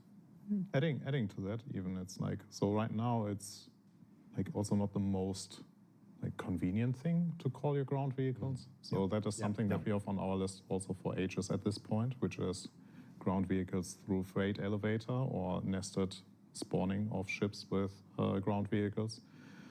So good news is we have been working on that, but I was about to say, we proved it with the Atlas, but the Atlas is not technically a vehicle. It's technically not a vehicle, but no, it has been on our list for quite some time. Because the moment that we allow ground vehicles to be more comfortably stored or pulled up and then being stored in your ship, I think they also will be used naturally more than what they are right now. Because right now it's, pardon my French, it's a bit of a pain. The Atlas is not technically a vehicle. It's a very large person you crawl into. Yes. I said those words. I think we got time for a couple more here. Refueling, passenger transport, retail, and escort gameplay all have functionality but lack player motivation. How will you make players genuinely want to engage with these? Good news. Refueling. So, for one of those. At least for one of those. Now we are aware that sometimes you need extrinsic motivation to try out gameplay loops in our game, and refueling is one of the few ones that we. Like, when we released it for the first time, there were a lot of that because it's a new gameplay. People were coming up with their own goals. They organized themselves. We even had a brief moment where the fuel rats came into our game and were distributing fuel. They left again, but I think, at least I've stopped noticing them there. But anyway, derailing. So it worked for a short time. Like with all intrinsic urges you have, it's like, it's a smaller time frame rather than you get external reward. And for the next patch, there is finally some external rewards for that, because we will introduce refueling missions. So that will be all the owners of Starfarers and other refueling ships will be allowed to refuel and stranded NPCs. So if an NPC, I'm glad we're ran out of getting fuel, used for they will older pop up a mission, ships and again. You and your Starfarer or fuel-giving ship will be able to head over there and That refuel way them. things So there is actually some are purpose functional, on- you know? You and your Starfarer or fuel-giving ship. I mean, sure, people can other complain about the fuel-giving Starlight, but the Starfarer seen a sneak is peek of so the weekly newsletter underutilized right now. last week or the week chat. after. Well, depending on when you're watching this. I think this episode doesn't air for the full community until the 14th. For or like the something. bitter But we have part the of Starfarer 2 Gemini. I years. just now. don't want to say the Gemini. The only time we've ever had a variant produced by a different manufacturer. True. Although I just saw on the website it's still listed under MISC. It's not listed under Aegis. Fix that. Like he's in charge of the website. He's not I'll in go charge fix of the the website. He's not in charge of the website at all. All right, folks. That's it for the show. Thank you for watching. Thank you for tuning in. If you're the fine folks watching in Xi'an, China, thank you for taking the time to take this and localize it with subtitles for the viewers. We always like doing this show for you guys out there. And then if you're watching at home or in your car or wherever later, we hope you have found the information helpful and useful and worthwhile. For the show, I'm Jared. That was John. That's Torsten. That's Rich. Thanks for watching, and we'll be back with another show soon. I think technically it might actually be tomorrow by the time this actually airs. Calendars. Thanks for watching, guys. Bye.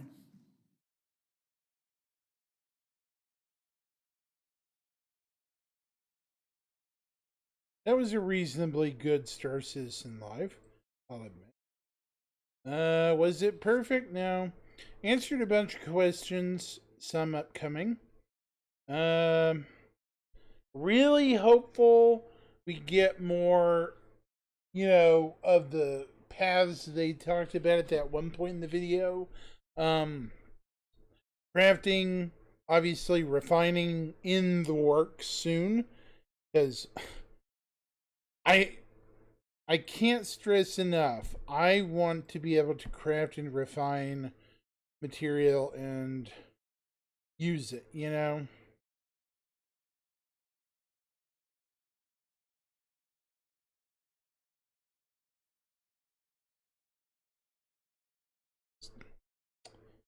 Yep.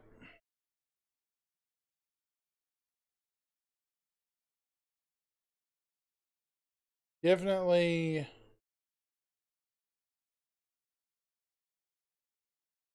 very, very interesting today. I love how they basically said that Odin is a monster, pretty much. It's larger than most of the ships we've ever seen. Pretty much twice as big as the Javelin, which is huge. For those that remember, the Javelin was 480 meters. Do the math, chat. If it's more than twice the volume of the Javelin, that's not 700. I think people saying 700 are like wrong, because if it's 700 and it's twice the size of the Javelin, how is it only 400? Right? It's bigger than that. Or what size were they saying? 700. They were saying 700. Yeah, I'm not understanding the whole 700 meters bit.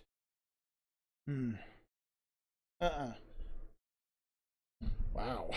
Where'd that come?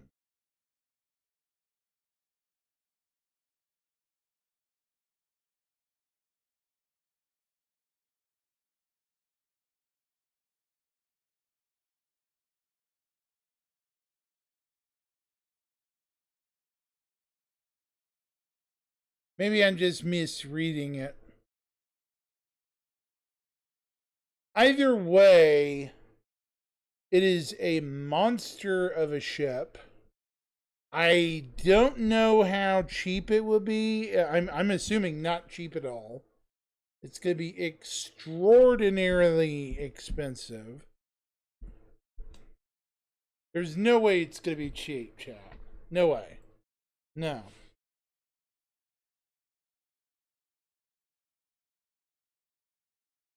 Bishop and cheap don't equate.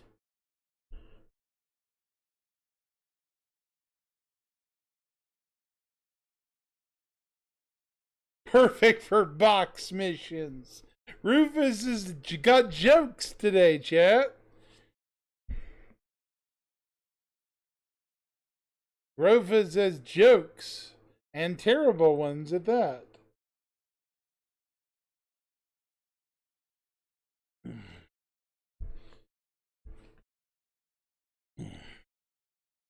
Well, you're not wrong, but it'd be a terrible shame to be that bad.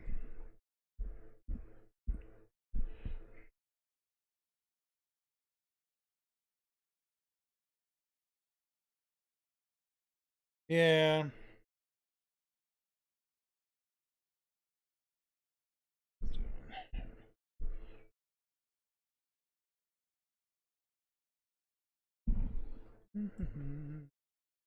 Okay.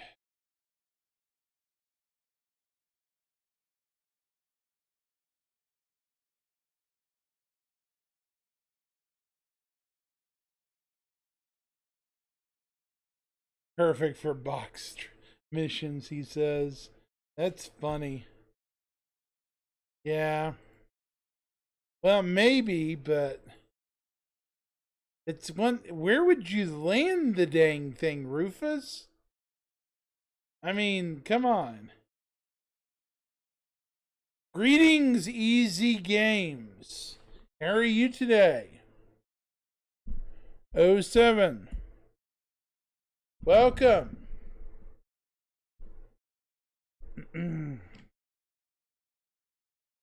Yeah, I know, Rufus. Isn't that honestly the case? You could deliver, you have your own box missions within that ship. Oh my gosh. Yeah, it's like a flying city block. It basically is. Oh my god, that is a city block that flies, basically.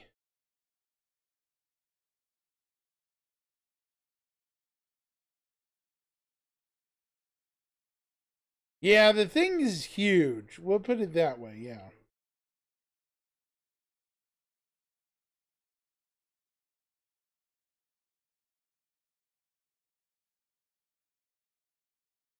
Mm-hmm.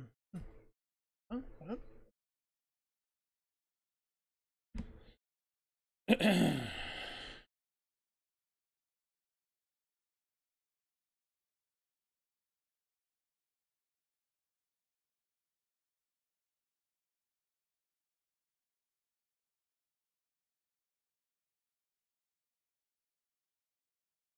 I mean, you're not wrong.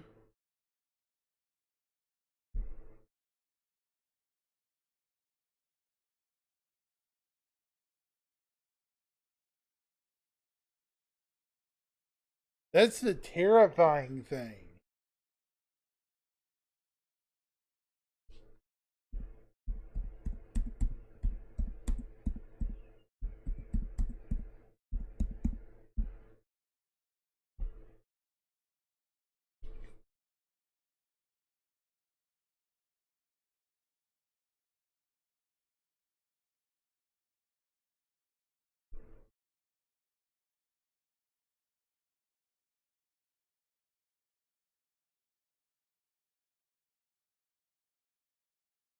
Ugh.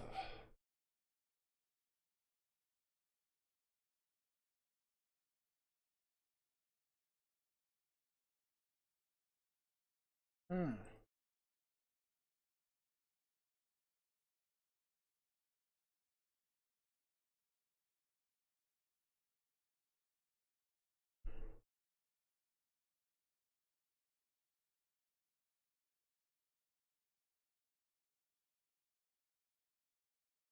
The Double Dog Delivery by Ronco.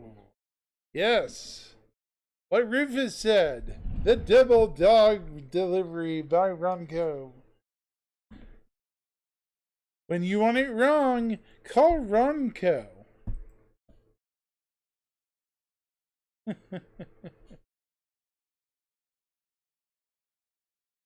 You had to have it wrong. Call Ronco. Yeah.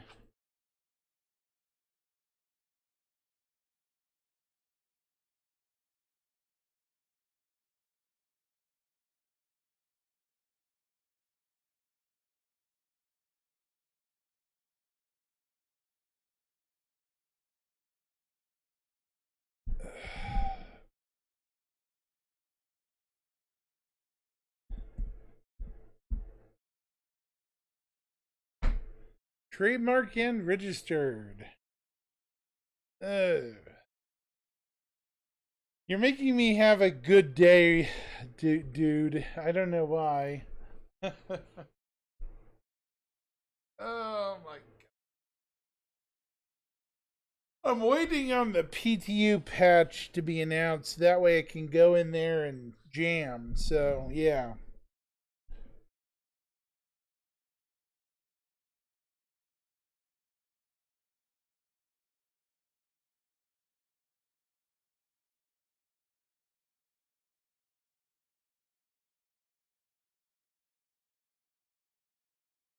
Hmm.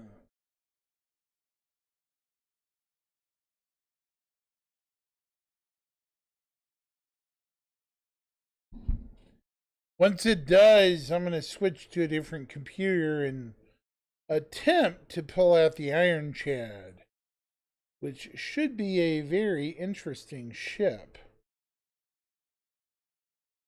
Oh yeah, that'll get some heads turning, yeah.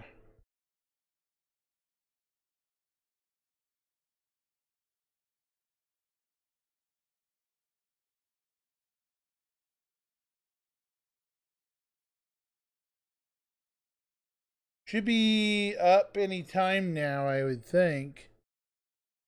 If they're going to do it today. Let me double check.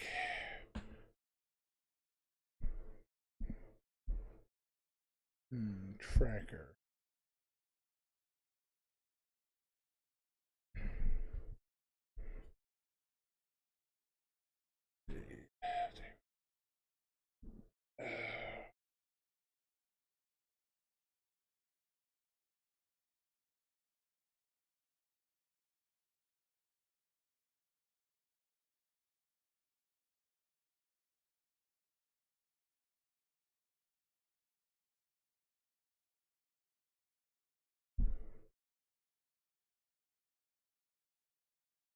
Hmm.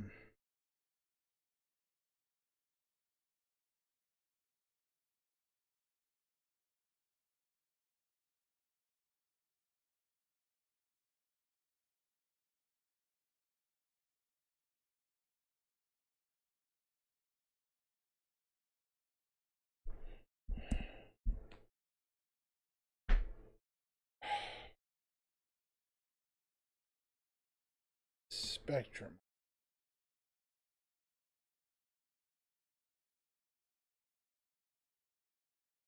Hmm. Hmm.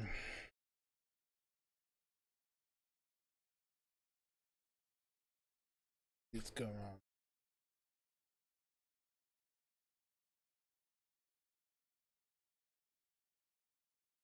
Testing chat. 3 hours ago.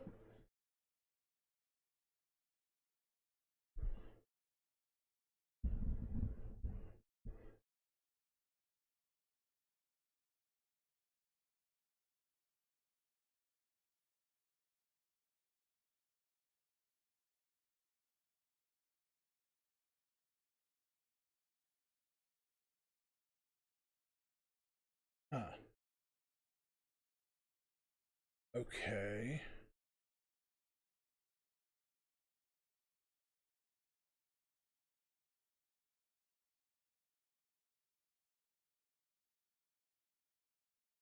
Oh, don't forget, chat, that Star Citizen drops start back up again in a couple of days. I think the 14th, actually. Yeah. A couple of days from now, on the 14th, they start up again. Which, not surprising. But yeah.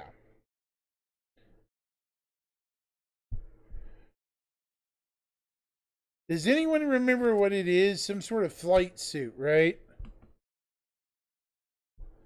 It's that one flight suit, right?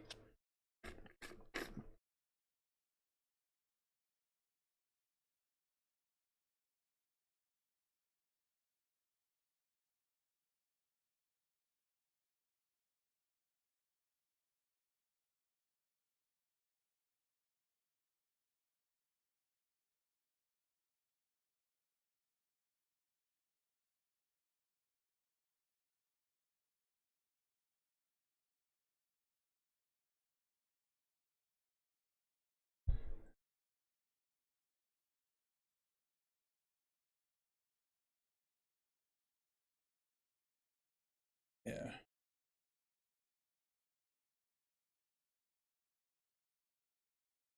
Yeah, the Murray Cup flight suit. That's it. That's it. Green and blue, yellow and blue. And I mean, yeah, it's one of the two. Nothing really to write home about, but hey, a free flight suit so you don't die is fun, right?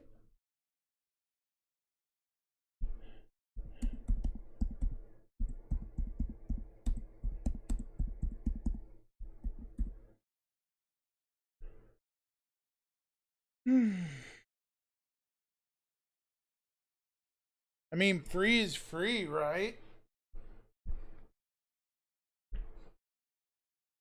Can't beat that, really. There are worse offers, certainly.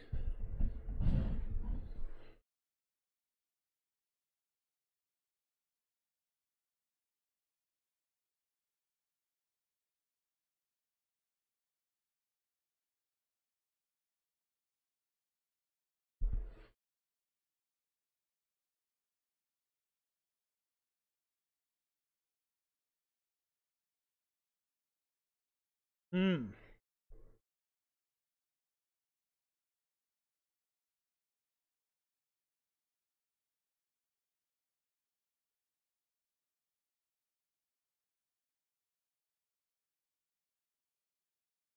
Not the prettiest looking thing, or most flattering, I'll put it that way.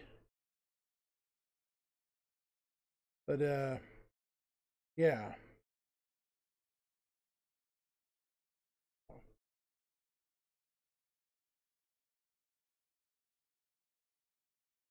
And since it's a racing suit, I guess it will reduce the G effects. Yeah, definitely. Probably will.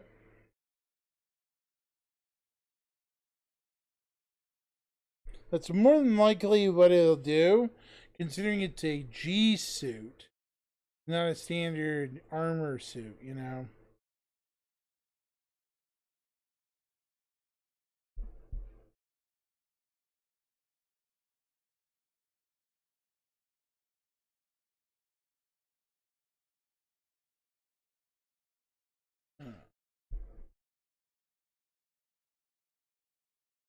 Good idea. Good eye. Yeah. Oh. Hmm. Ugh.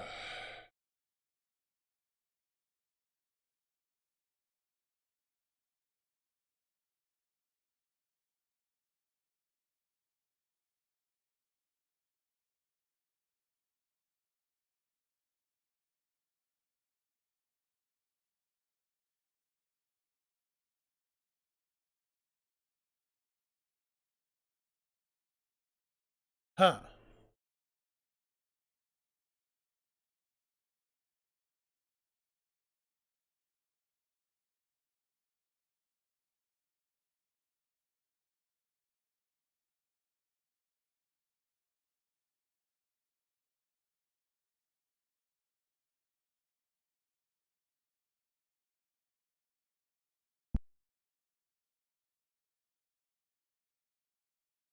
Yeah, it makes sense.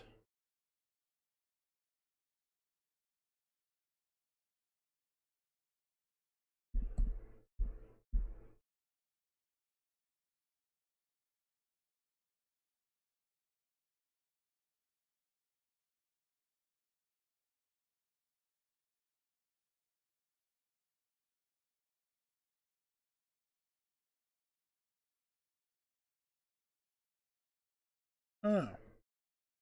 Let's see.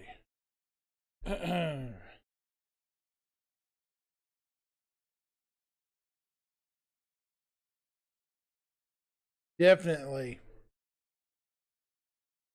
So,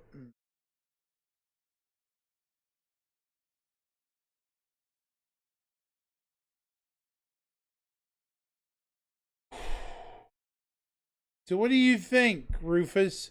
You think we're gonna get any industrial Xi'an ships or anything this year, or we just gonna be stuck with whatever we got dealt with?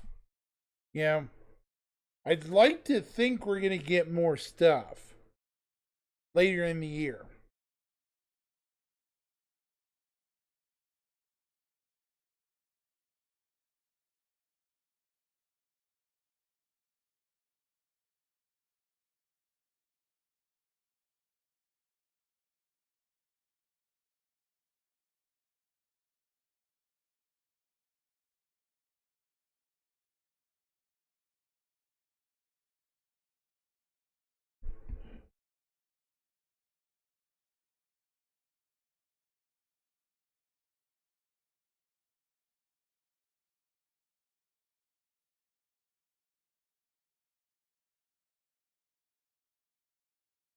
Huh.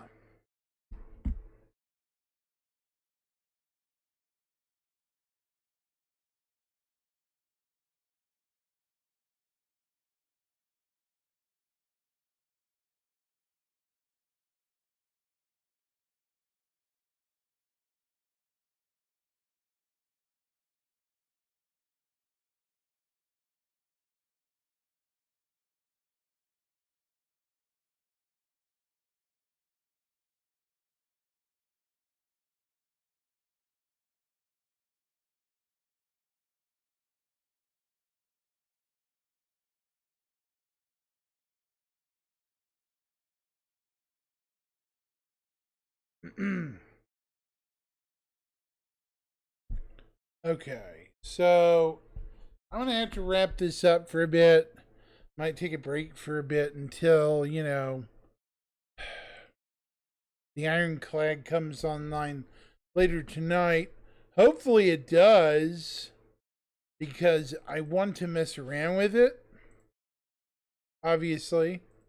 What's up?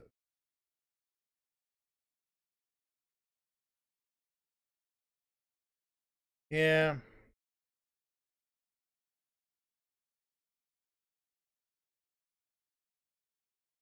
Well, obviously I'm going to chill out, wait a bit for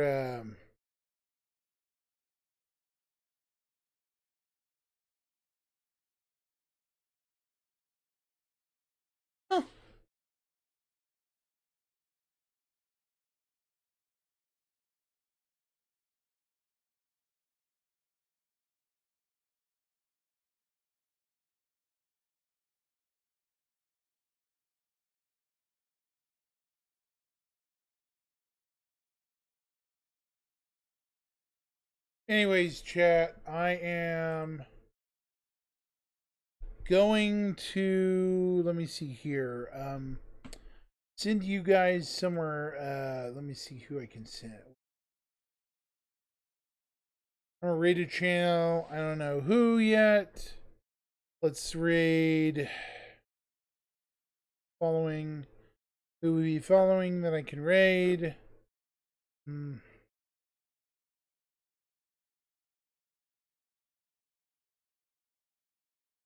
Let's raid for your immersion.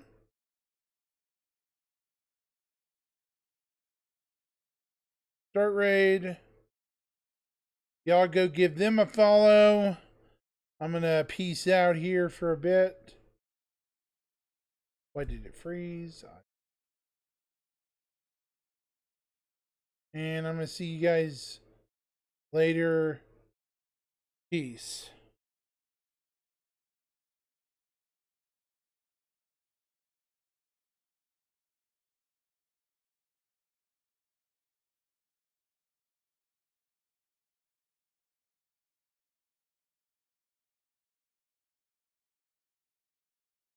See you later, guys. 07, everybody. And I will catch you later this